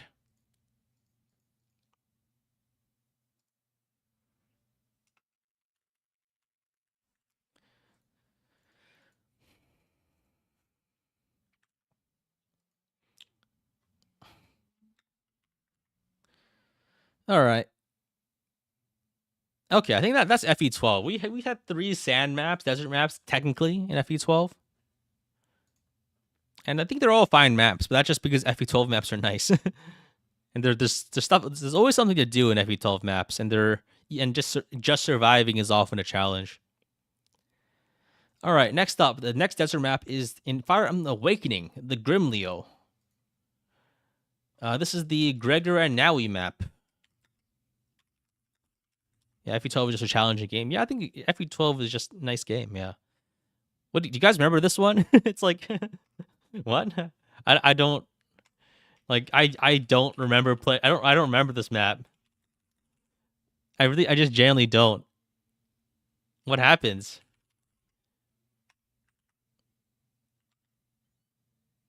Like, what do you even do on this map? Gangrel map? I think the Gangrel map's the next one, right? It's I guess like even like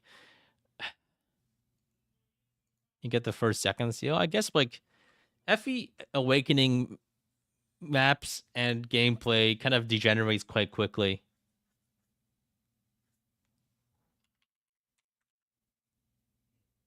Actually, one of the better Awakening maps. Not a very high bar, right? You didn't like it how it's hard to save Gregor and Naui? Gotta recruit Naui and save villages. Don't you have like a rescue? I guess you already have rescue staff by this point, right? You get one here, but you also already have one at this point. So if you really want, you can just pair up and rescue, right? Oh, I guess this is the first time you get it. Never mind. Actually, wait, no, you can get one from Paralog 1. You can get a rescue at this point by doing Donald's Paralog, which you can access by this chapter, right?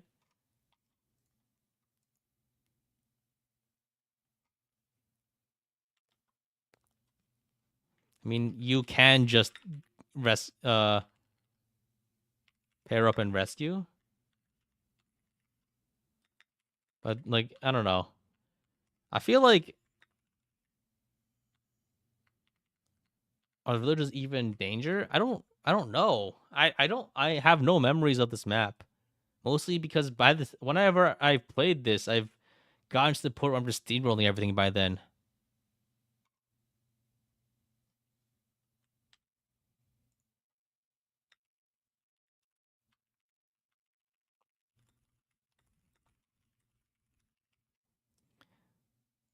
Yeah, this is like it's not even like a not even miserable. It's just like what? It's like what happened? This is like a memory gap map.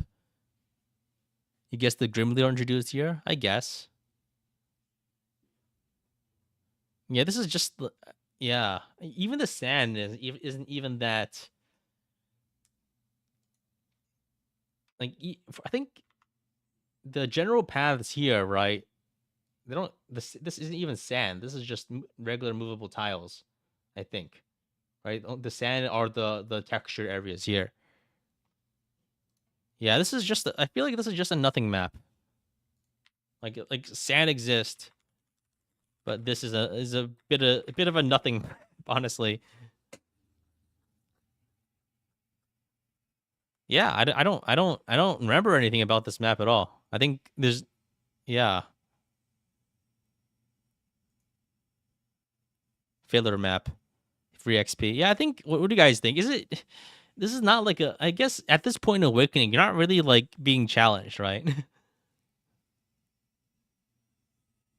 Yeah. Are the villagers worth anything? I think one has rescue. But yeah, this is like a this is filler.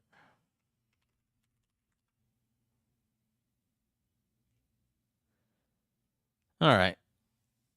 Yeah, there's not much to say about this map. It's just filler. Next, the Eberron map. There's the Libra and Tharja recruitment. Eberron does a flip. Gangrel hides anti-air in the ruins. uh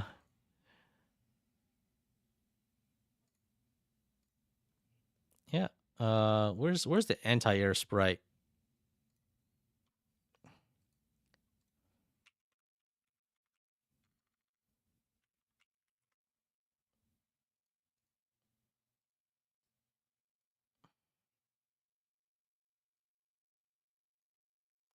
There we go. There's Gangrel's anti-air. His risen anti-air. Let's shrink this a little.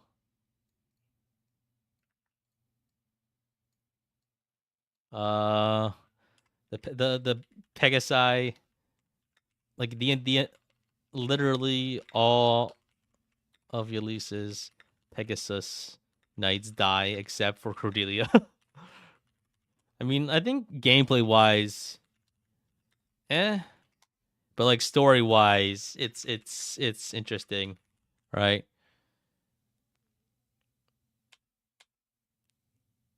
I think the only thing I only remember this map for its gameplay because some people like said they accidentally killed Thracia. And I only remember this map because like as the Thracia recruitment map, and like there's some people, uh, some some Fire Emblem players who are not into Fire Emblem, right? This is they just remember like killing Tharja because they didn't recruit her, right? I remember this in the context of people killing Lyndon because they didn't believe that you could recruit anyone, right? And there's probably a motivation why most characters they moved away from enemy recruitments in the more recent games. Iron reinforced on Lunatic can be nasty. I guess at this point you're kind of starting to get off the ground with your like with their tricks at this point, right? So it's like at this point you're starting to like pop off already, right? What about Gaius? I don't know. Yeah, like at this point at this point like at this point in the game you're already popping off and like late and not really playing the game anymore. Not really playing the game anymore, right? That's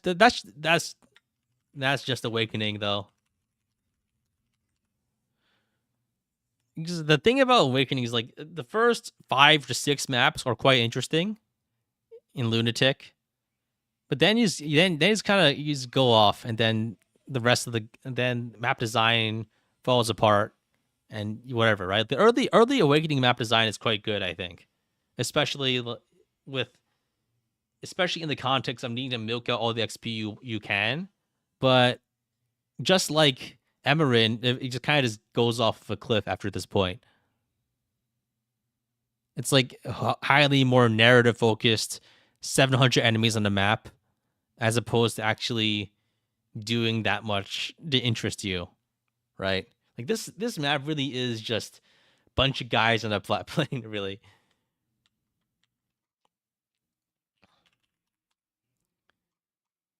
And I don't really also I don't really feel that didn't really feel that hindered by the sand of this map either.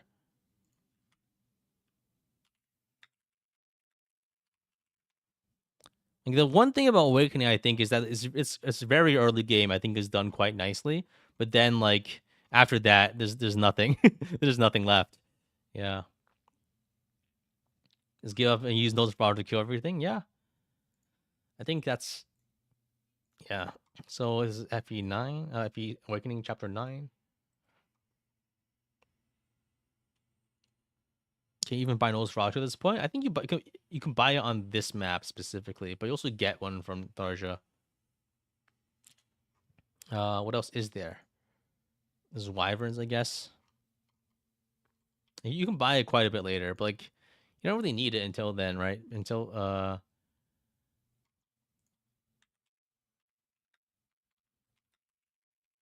is the next map right after this a desert map? I remember there were like it's chapter 10, right? I need to find out.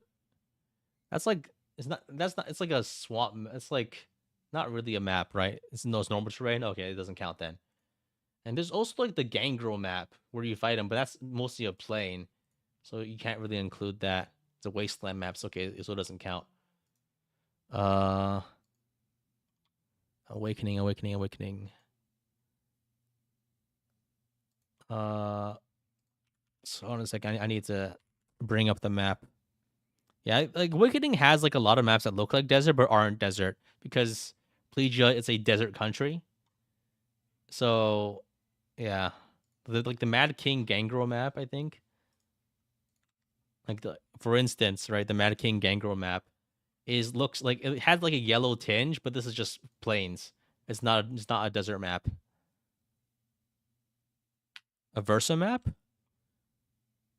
That's a is that a desert map? I thought that was just like a one turn map where you Gale Force and kill her, right?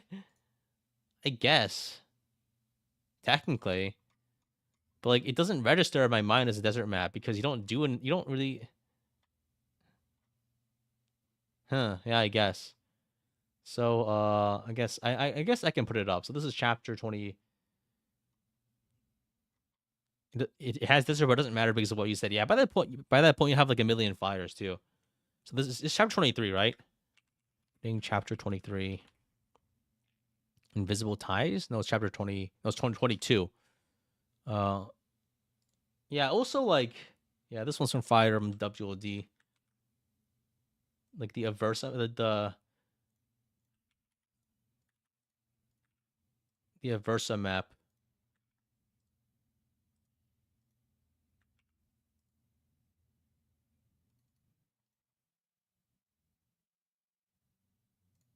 Uh, So yeah, this is the 22, I think. They copy and paste this. Seems like these guys care about credit because they plaster on all their maps. So I will give it to them. And Fire Emblem WD is the only good source for like the 3D maps. Granted, I guess there's no real reward for making them. Uh, there's no other way to show it nicely, unfortunately. So yeah, I think Laurent Paralog. Oh, yeah, I can throw it up too. But I never played the Laurent Paralog, so I don't really know much about it. But things like just like most of these maps, right? It's uh like there's not much to it, right?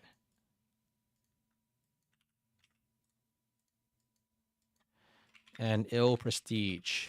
So this is the Aversa map, 12 dead lords, but there's there's technically desert, but the main road is not desert.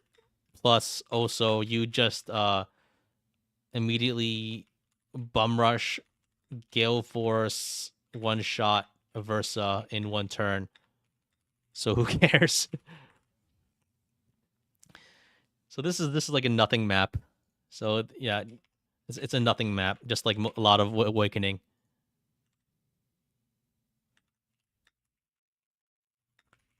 Yeah, like Awakening maps are not very strategic. I would agree. Yeah, Shadow in the Stance. Yeah, I can bring this up.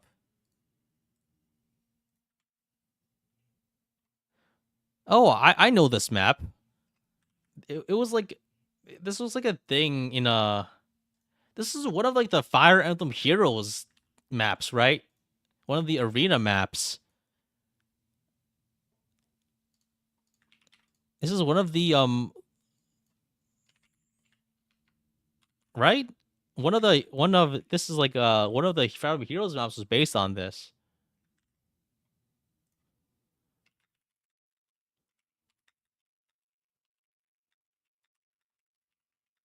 In like 2017. I remember playing on this map a lot because I was like grinding arena for like 30 feathers or something a week. Uh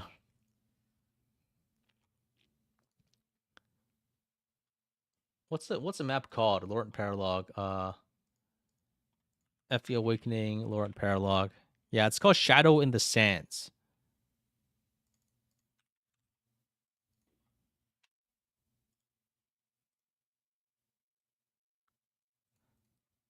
Never actually played the real map, but I guess it was probably easy, right? I only know of this because of the I only know of this because of the Fire Emblem Heroes arena map. Fire Emblem Heroes Shadow in the Sands.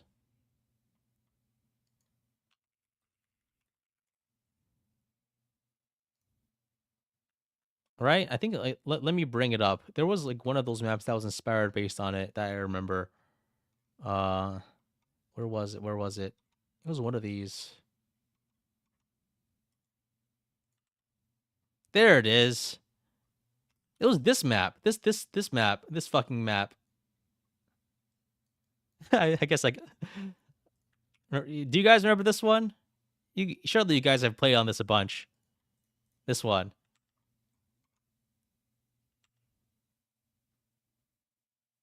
Fire Emblem Heroes arena map from ages.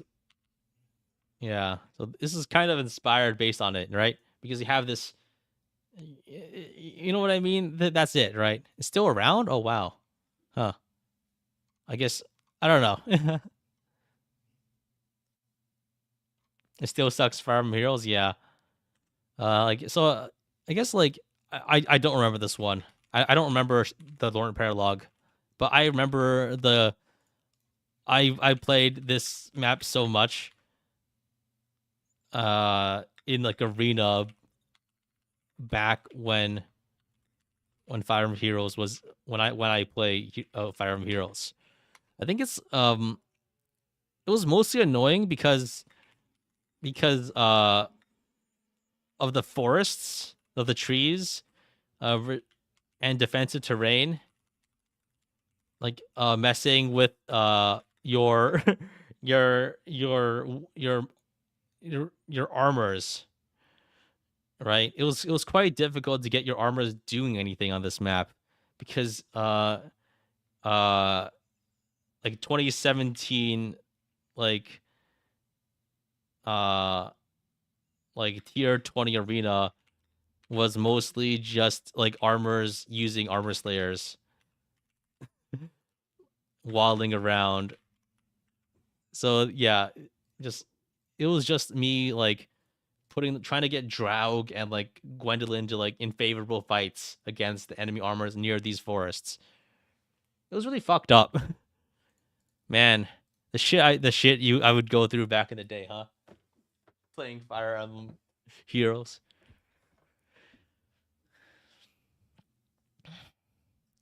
Yeah, what a pain. All right. But yeah, I think that's it for the Awakening Desert maps. Do you guys remember anything else? We have like yeah, like four. It's quite a lot, but like none of them really are desert maps in the sense because by the point they come into play, they're just like terrain, and challenge has kind of dissipated, and design has also dissipated. Right? This is like this map is nothing. This is a story beat map. This map is nothing. This map is nothing. Right? It's a paralog. Who cares about it? And this is a Fire Emblem Heroes map, which is much more infinitely more memorable for some reason. All right, again, we can talk about Fates. There's the Birthright map. I think this is the map where you get Azama, Inoka, and who else? Who else do you get on this map? Fe Fates Birthright.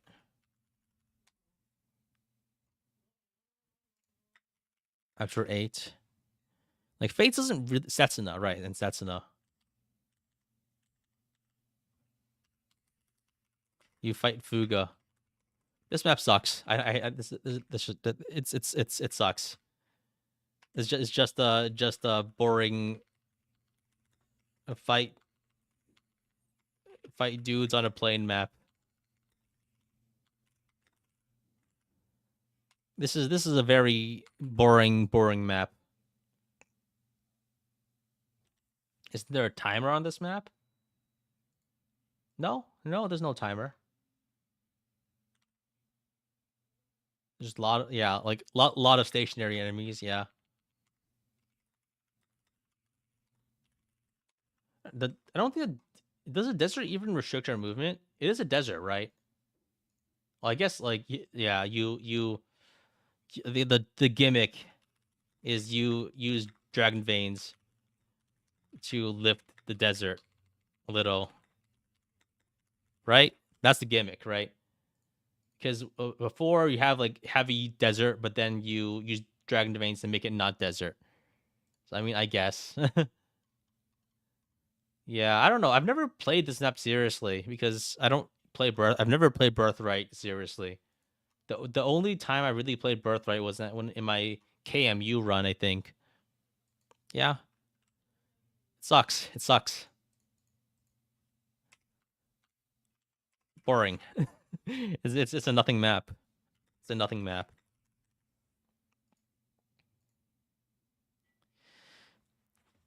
And so What do you guys think?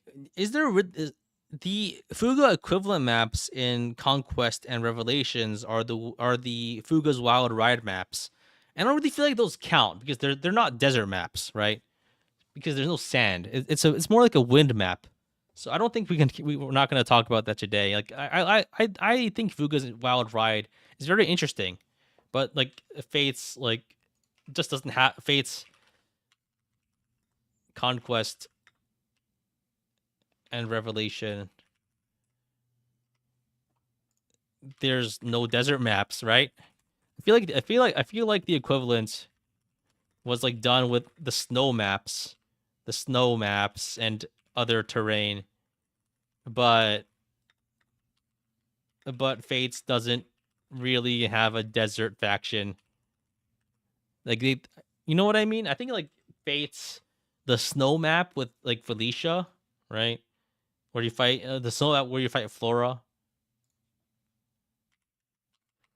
has like some restricted movement, but it's not really. You know what I mean? Yeah. Wasteland, I don't know, that doesn't really count. Would Fuga's Wild Ride count? I don't know. I feel like the gimmick is entirely different. We've been talking mostly about like sand as like a grounded unit restriction gimmick. Fuga's Wild Ride is not really a sand gimmick. It doesn't really restrict movement in a way that we would think of as a desert map,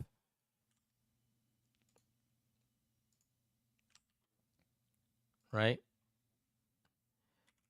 It's an entirely different gimmick, but it'd be funny to mention that this gimmick is terrible. I feel like if we want to talk about gimmick maps, we can probably do another stream just talking about Conquest entirely, right? or about Rev entirely. I want to keep this a bit on topic. Hope we could talk about it, but I want to. I'm aiming for like 3 hours for these streams. 5 hours is a bit much, like the one I did last time. So I'm just trying to think, right? Like,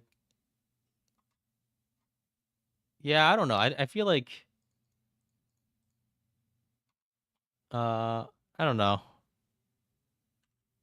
The Boulder one. Gimmick maps. I don't know. I feel like the thing is about gimmick maps is that the fine line between really cool map with a fun mechanic and gimmick map is like the line there is entirely dependent on how much fun you have. And there's just too many maps that have gimmicks. Because the gimmick is often borderline between it doesn't matter versus I hate it, it dominates the map. There's not much of a fine line there. And that's like it's what a gimmick map is. I feel like it's too much of a it's a big thing to digest and talk about, really. Yeah. Yeah. I guess we can talk about Fate's paralogs. Because I think that the child paralogs are often challenging enough to talk about. So which ones were they? Shiro paralog? Fe Fate's Shiro paralog. And the Ophelia paralog?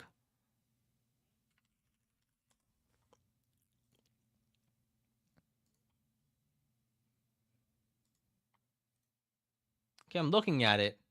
And Shiro paralog? I'm looking at like a screenshot.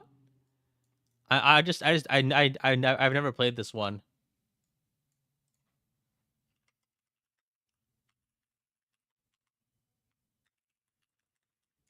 But it just looks like a bunch of dudes on sand, right?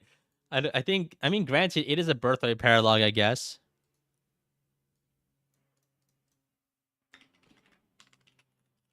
I've never used real Shiro, or I've never created a Shiro who is Ryoma's son. I've never played this map. Are there any special mechanics? The mechanic of this map is to get to Shiro fast enough. Hmm. Apparently, the gimmick is that saving Shiro can be hard. What do Dragon Veins do? Delete sand? Yeah, I think, yeah. Dragon Veins that make sand into regular tiles. Yeah, I have nothing to say. I have I have no personal comments on this. Yeah, I have nothing to say about this map.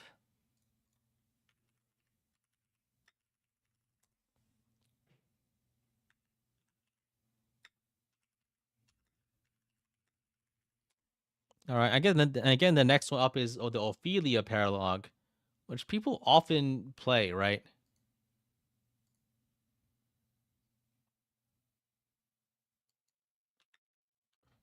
Because Ophelia is definitely one of the more popular child characters to use. I need to find a map. I need to find. Oh wait, doesn't have sand. Okay. What was? Someone said that it had desert, but yeah, I'm looking at it. It's just a town. Yeah, here's Ophelia's paralog. It's a town. Doesn't really count. Ophelia has sand that obstructs enemies. Hmm. I guess, but that's more like a dragon vein gimmick. If you're not wading across half of the map for sand, I feel like you can't really call it a desert map. Also, I can't find any good pictures of it. Yeah, okay. Well, I guess we can skip that. We still have a couple more. Yeah. All right. I guess that's probably about it for Fates, right? I think we can. I guess we can talk about Ophidia's paralog. But I can't find a good picture for it.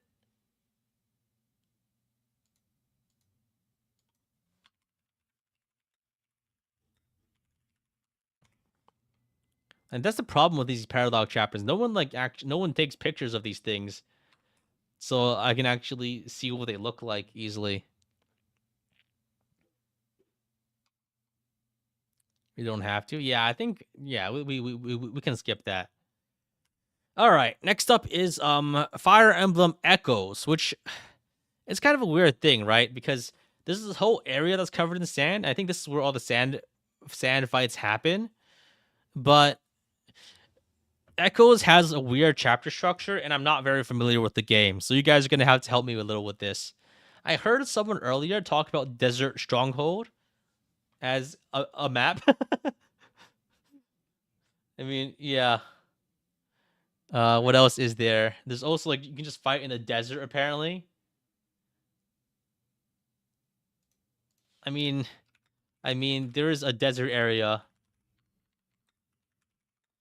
but uh yeah, I think I haven't I think I remember did I play this map? Is this before or after the Necro Dragon Swamp? I think I have played this map. But I just the Necro Dragon Swamp is like after this, right? Because that's when I quit. I quit after the Necro Dragon Swamp with the Canters. Yeah, I think it sucks. It sucks, doesn't it? It's just you just fight. You just I mean, it doesn't take a genius to look at this map and conclude that it sucks. Right? I think I don't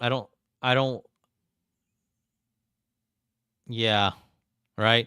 I mean, Gaiden like Echo's map design is certainly is is I don't know. It exists.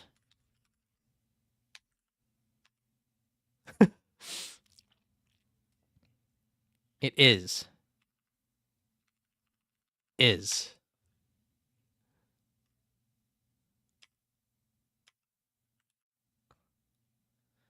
Yeah, I don't. There's just nothing to say. There's nothing to say about this map. Everything that you can say about this map, you can talk about it by looking at it, right? It's like looking at the Dark Deity map, where it's just like a fucking parking lot with a hot dog stand in the middle, right? You had to. That's that's the extent of the map, right? The fact that the map is literally just a parking lot of the hot dog stand is the map, and you can glean all information you want, all you need about the map from looking at it. And this is this is just a map you post to win an argument. Yeah, this is a straw man map, right? This is the map you use in your like to say like I have portrayed you as the virgin as me and me as the Chad. This is the map that you use for that. Yeah, I guess we can just move on. There's nothing to say. It looks like it sucks. I don't. It looks like yeah. I think the funny thing is I think that the reason that this exists is that uh it's actually a very faithful recreation of the FE2 map, right? I think it's an exact recreation of the of the Gaiden map.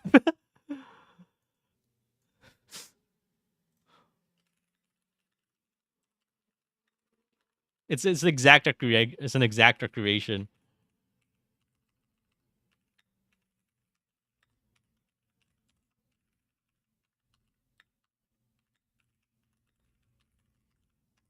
So I think yeah. I think I also saw people say earlier that even though Celica uses magic, Celica herself has Lord movement, and so Celica's movement is restricted. But like, yeah, I don't, yeah, there's just nothing to say, right? All right, here's another Echoes Desert map. I mean, it speaks for itself. Quote, quote someone in the chat. This is a map you show to win an argument.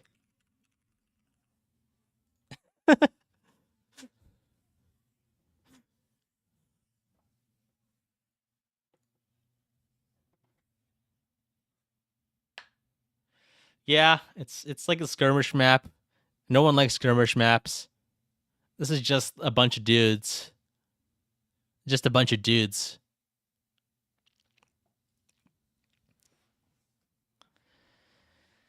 All right, I guess that's Echoes out of the way. We can move on to Fire Emblem Three Houses, which I don't think Three Houses has a desert map. I only know that Three Houses has a desert map because this is one of the main maps I did my grinding on to get to level 99.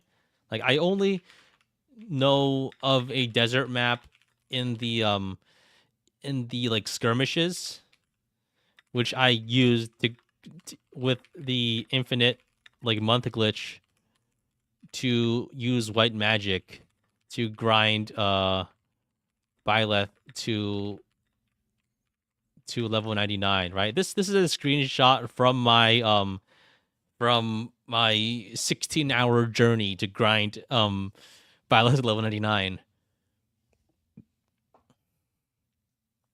What about Sonia's map? What was Sonia's map in Echoes? What was it called? Like FE Echoes Sonia map? So she's recruited in Act 3 Greeth Citadel. Okay.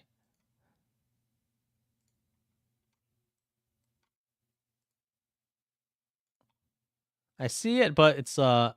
It's more like I see the map, but it's not really a desert map. I guess I could show it. This is Greeth Citadel.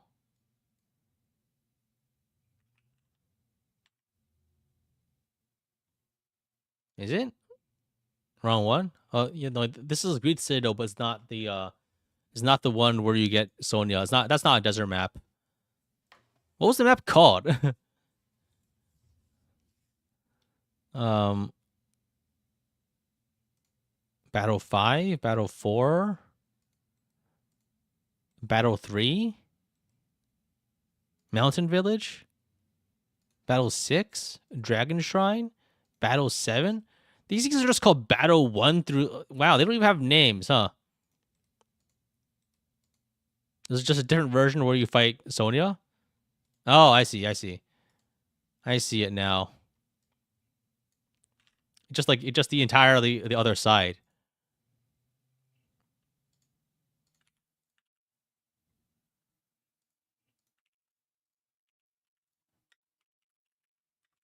Is the Dean fight, and then you just you then there's one where you fight Sonya.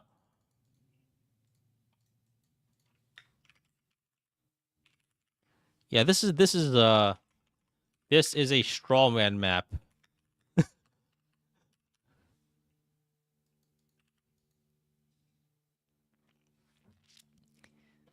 Yeah, this is again this is the map you use to win an argument. Granted, that's like every Echoes map. I mean, come on. I mean, I guess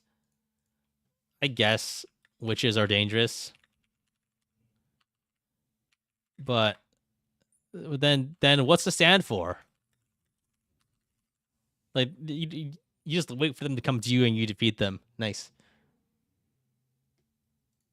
I guess the thing about wishes is that like they have like if witch AI is like either is mainly meant to not actually kill you because if they all gang up on the same person, they're guaranteed to die, obviously, right? So witches have like a very specific weird AI where they, I feel like witch AI sucks because if they go all out, you're dead. So they have to kind of restrict themselves, but it's not predictable enough to really control, right? The AI lets the player win. Yeah, that's pretty much it. I don't like witch teleportation. Echoes has a lot of questionable design decisions. Yeah. All right. Moving on. Anyway, yeah. Here's the skirmish map. There's desert. What else is there? There's like FE12 Claude, FE three houses, Claude Paralog. I hear that one has sand. The Sleeping Sand Legend. Is that the one where you fight like one of the It's the one where you fight the wind caller, right? The Seventh Paralog.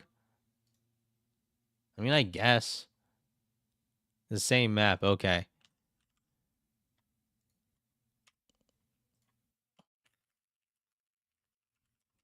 Seventh Paralog. Claude Paralog. I mean, like, I guess, but, like, thing is, like, for three houses, you're probably using wyverns and going all over the map anyway.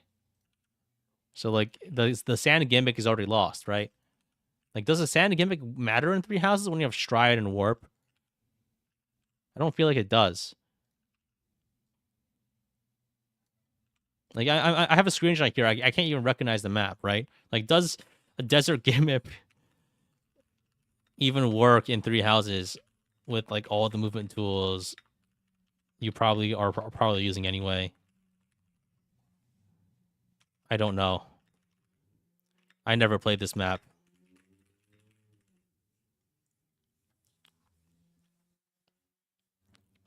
I feel like the thing is like three houses like deserts exist, but like it's not really a map, right? I feel like that's the case for a lot of paralogs where like the map doesn't really matter because it's not even like a challenge because you can choose when to attempt it and you just always pick the easiest time for the most part, right? It's either that or the map difficulty is so inconsequential that it doesn't matter. Or ambush spam is the Cloud Paralog is not hard. Yeah, I think there's not. Is there like a three houses paralog that's actually particularly difficult? I guess maybe the Manuela paralog, maybe. I don't know. It seems kind of contrived. It's not a map because I barely play it. Well, I mean, I guess the thing is like it's just generally speaking, it's hard to consider paralog maps on the same scale as any actual map, just from the beginning, right? Because 95 you actually don't have to play it, and so thus experience is limited, and because you don't have to play it, whether or not you play it is a matter of like risk reward, and if there's no reward then why play it, you know what I mean? The fact optional maps are always a bit weird in Fire Emblem like this, especially when they're just not a story map, I guess. But the thing is, like, when it's a map that doesn't do anything do that much for you, right? Like it's basically, I don't know. You know, like you don't often play most parallel chapters in most playthroughs. That's the thing. And I don't know. I don't know. Like paralog chapters are weird, are very weird to discuss. I feel like that's the gist of it. Like it's kind of weird to talk about paralog chapters because there's no there's not nearly as much of as a common entry point.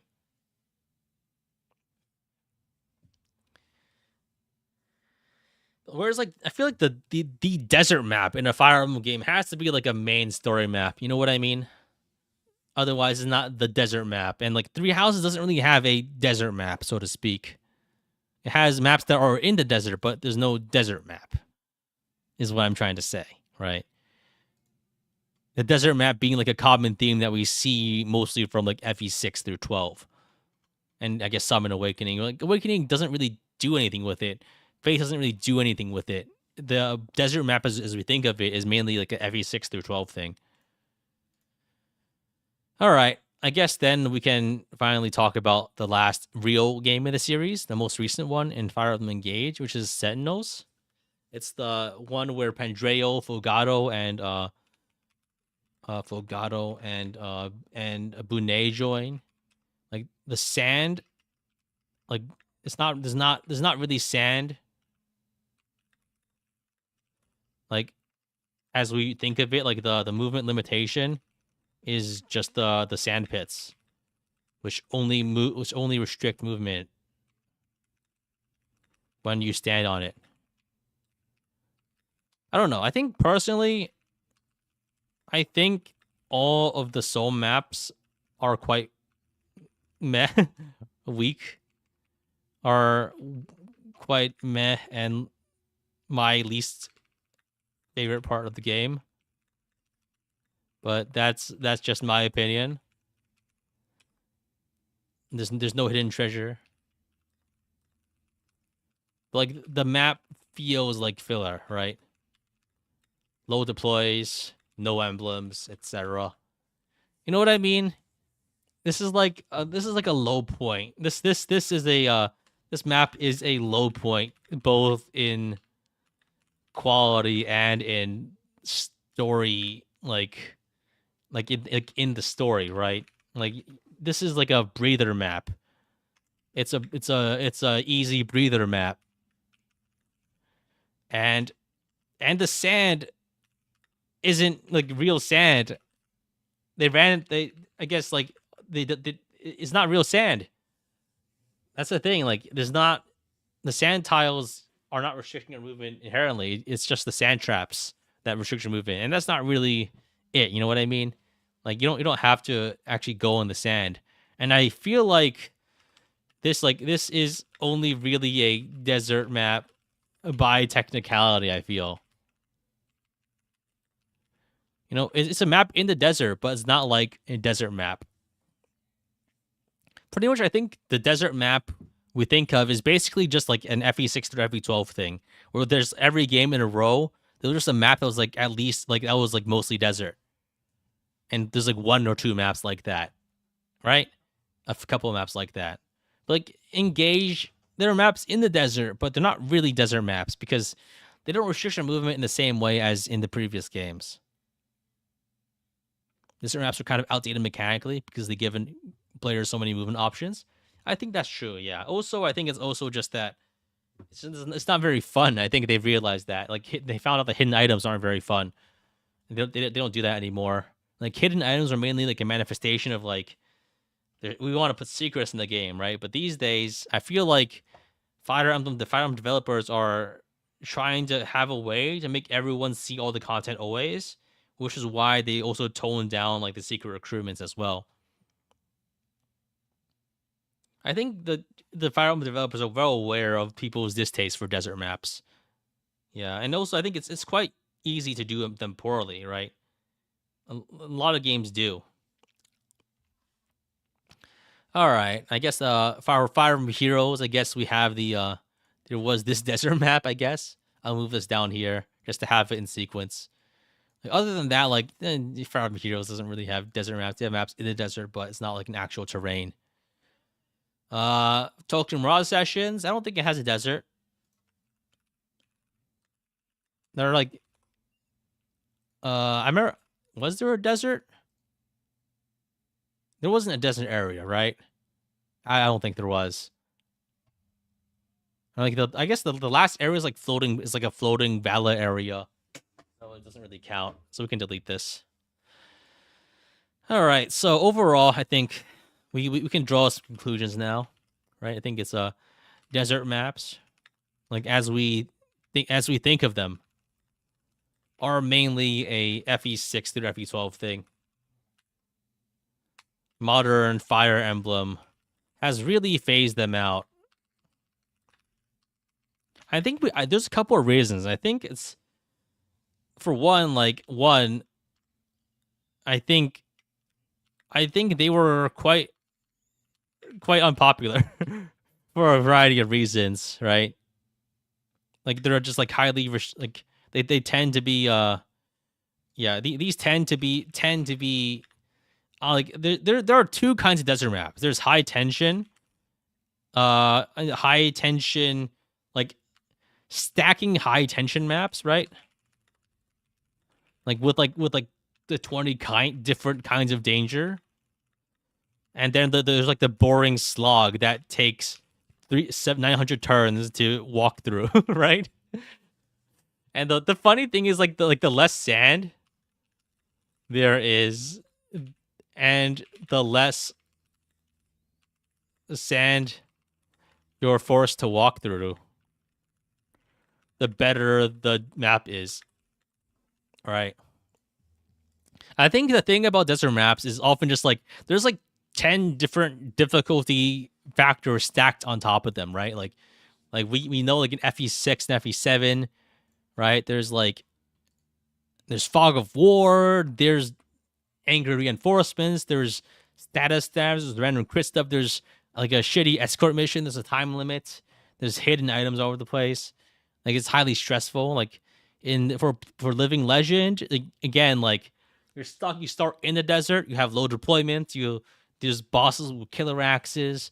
There's a guided requirement with restricted requirements. You had to hope Pen doesn't die. There's a lot to think about, right? Like Sacred Stones, like it definitely eases up on it by giving you more safety and like giving you less sand. But at the same time, this is like a high stress map. You got to protect Ephraim. You got to protect Erica. You gotta move. You basically try to avoid the desert as much as possible, and that's like how you enjoy the map by not being in the desert. Like FE9, FE10 are peak, just I hate sand maps. This is just guys and dudes in a desert. The 100% sand maps are bad. Like Shadow Dragon, nah, this is a fine map, but for other reasons than the sand. You're not even on the sand most of the time.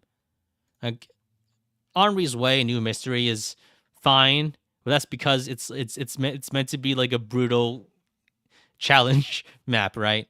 Which is like it's just that FE12 has more dynamic combat maps that are more difficult, and that's like inherent to its thing, right?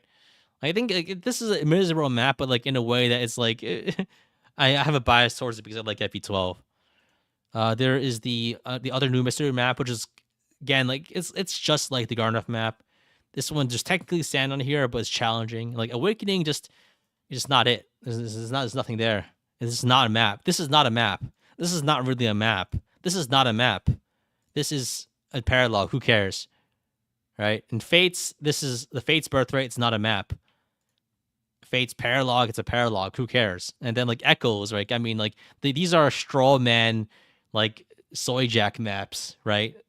it's like where you portray someone as a straw man, and this is what you show. This is I'm just thinking of the dark deity paralog map. No, the dark deity parking lot map. Like this, come on, bro. No. Same thing for this. Like it's they're just nothing maps. There's nothing. 3 houses, skirmish map, paralogs. Who cares? 3 houses, like engage is not really a sand map, right? It's kind of like a sand map, but it's different and in ways that like you don't. The map's too easy to actually really consider. There's not much to do. And I mean, heroes, that's a joke mainly. So I think it's Yeah, and yeah, like I think it's also like the hidden items have gone away, right? Like stacking difficulty factors has gone away, right? You don't get a fog of war map plus desert, right? You get a fog of war map. Like they don't stack these things anymore. I think, right? I think it's so the reason for this, I think, right? Like the reason for this, I think there's a couple of reasons. One, I think previously like tile sets were limited, and they didn't, and they had reasons to go in the desert and reasons to go into the desert. But at the same time, but more recent games like have more like other like have more exotic maps, right? Exotic settings. Like there's like fire, there's more lava maps, there's more ice maps, right? There's more maps like there's a boat maps, right? Like there are other themed maps, and like the desert map, like it previously was like easy to justify with a limited tile set, right? Those like swamp maps, yeah, like swamp maps, right? Like there's other similar other similar maps that can supplant the theme. You don't need a desert to do the thing, right? I think it's also, and the other main reason I think is that like like trio and ever like maps with secrets, like design wise, I think like hidden game knowledge is increasingly like undesirable for the Fire Emblem developers, right? You can see this like with like so many recruitments like being like mandatory like in recent games and easy to access, right? People generally, I think they like Fire Emblem devs like increasingly want all players to see most content. I think that's the reason, right? Because I think I think the main reason for this is that like it's the increasing costs of making content, right? Like characters, like individual characters and and maps, like etc. Like uh all require vastly like more investment. That's why we have fewer characters. That's why we have like fewer things, right? If you had a voice actor character, you had a rig, you had to make him a 3D model that looks nice. You can't make throwaway characters nearly as easily. You can't have a guy be recruited through some arcane method by having a cat sit on a desert tile, right? So it's all of these things have just gone the way of the dinosaur, so to speak, like the dinosaur skeletons in the desert, because you can't have those things like in you can't have it make economical sense, I guess, right? So I think it's like yeah, I think that's like pretty overall summary, right? I think the things that make them unique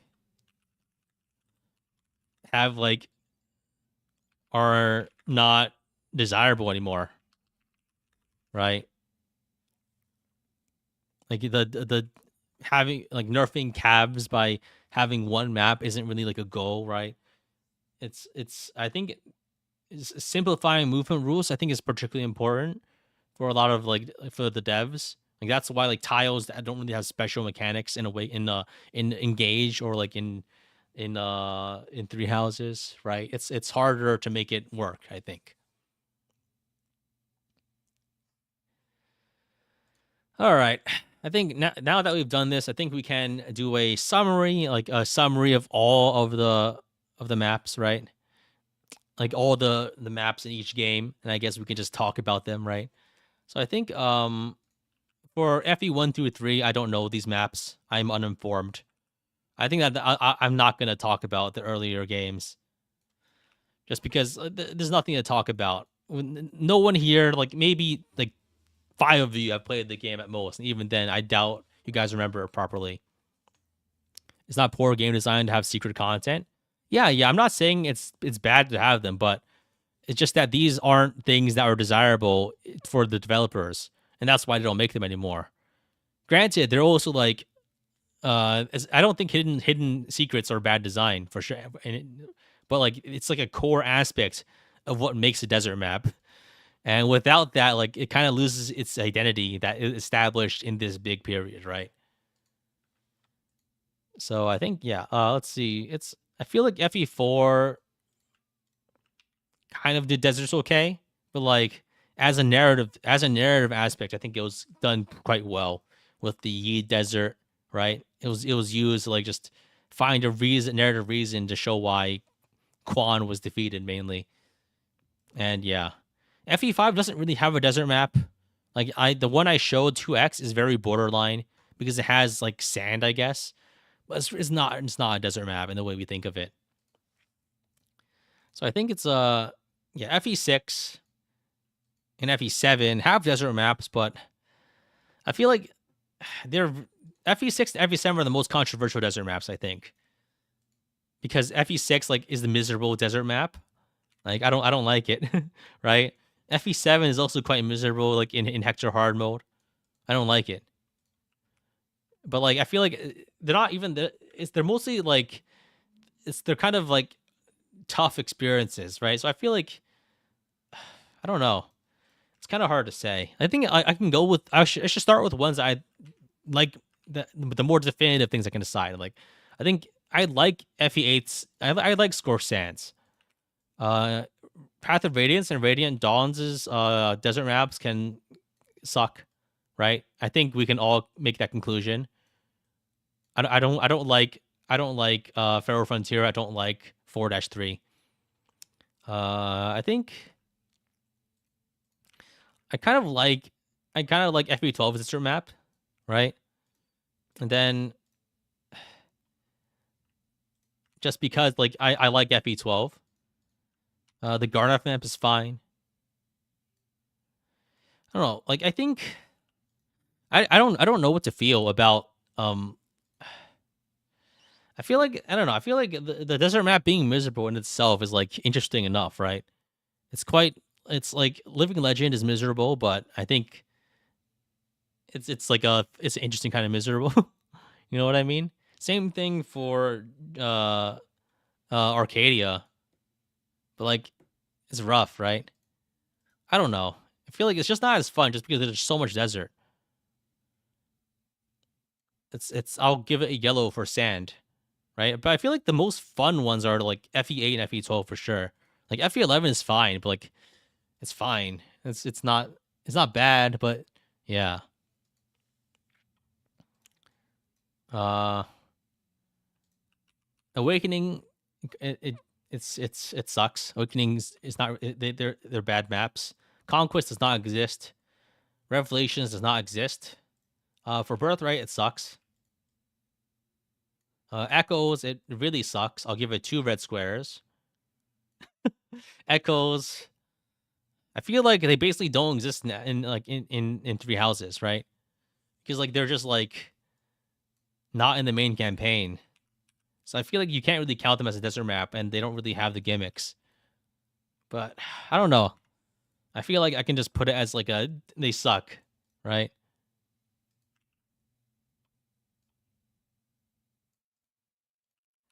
Same thing for Engage. I really don't like the map that has a desert and it doesn't happen in Token Mirage sessions, right? I feel like it's a thing is that like FE there's not really that many good desert maps, I feel, right? Yeah. Like there's a lot of ones that are just outright abhorrent. And the ones that are good, like it just there's a GBA games and there's the DS games, and FE4 kind of technically counts. But like, yeah, I don't know. Like these are the only times it was ever interesting. FE9 and 10 horrible. Awakening after they're all bad. I really don't like any of them. Any iterate like more modern iteration of the desert maps. I think like just that I think it's just that the concept itself has kind of fallen by the wayside. There's been more interesting evolutions for things to do on maps, and also I guess more recent games haven't challenge themselves with yeah, I don't know. All right, I guess that's probably about it for today then. Thanks for watching, guys. Thanks for listening to me rant about desert maps for 3 hours. So I think a quick summary is like, yeah, most of them are bad, but a lot of them, especially recent ones. Talking about sand for 3 hours, yeah. So yeah, remember to if you're watching remember to like and subscribe. Leave a comment describing what you think about the video. Yeah, and I guess I'll see you guys next week. I need to think of a new topic and a new costume for the next one. Maybe I could do another unit discussion or maybe lore. We'll see. I'll probably have it up by like Thursday or something. Yeah. Thanks for watching, guys, and see you next week for more yapping. Bye.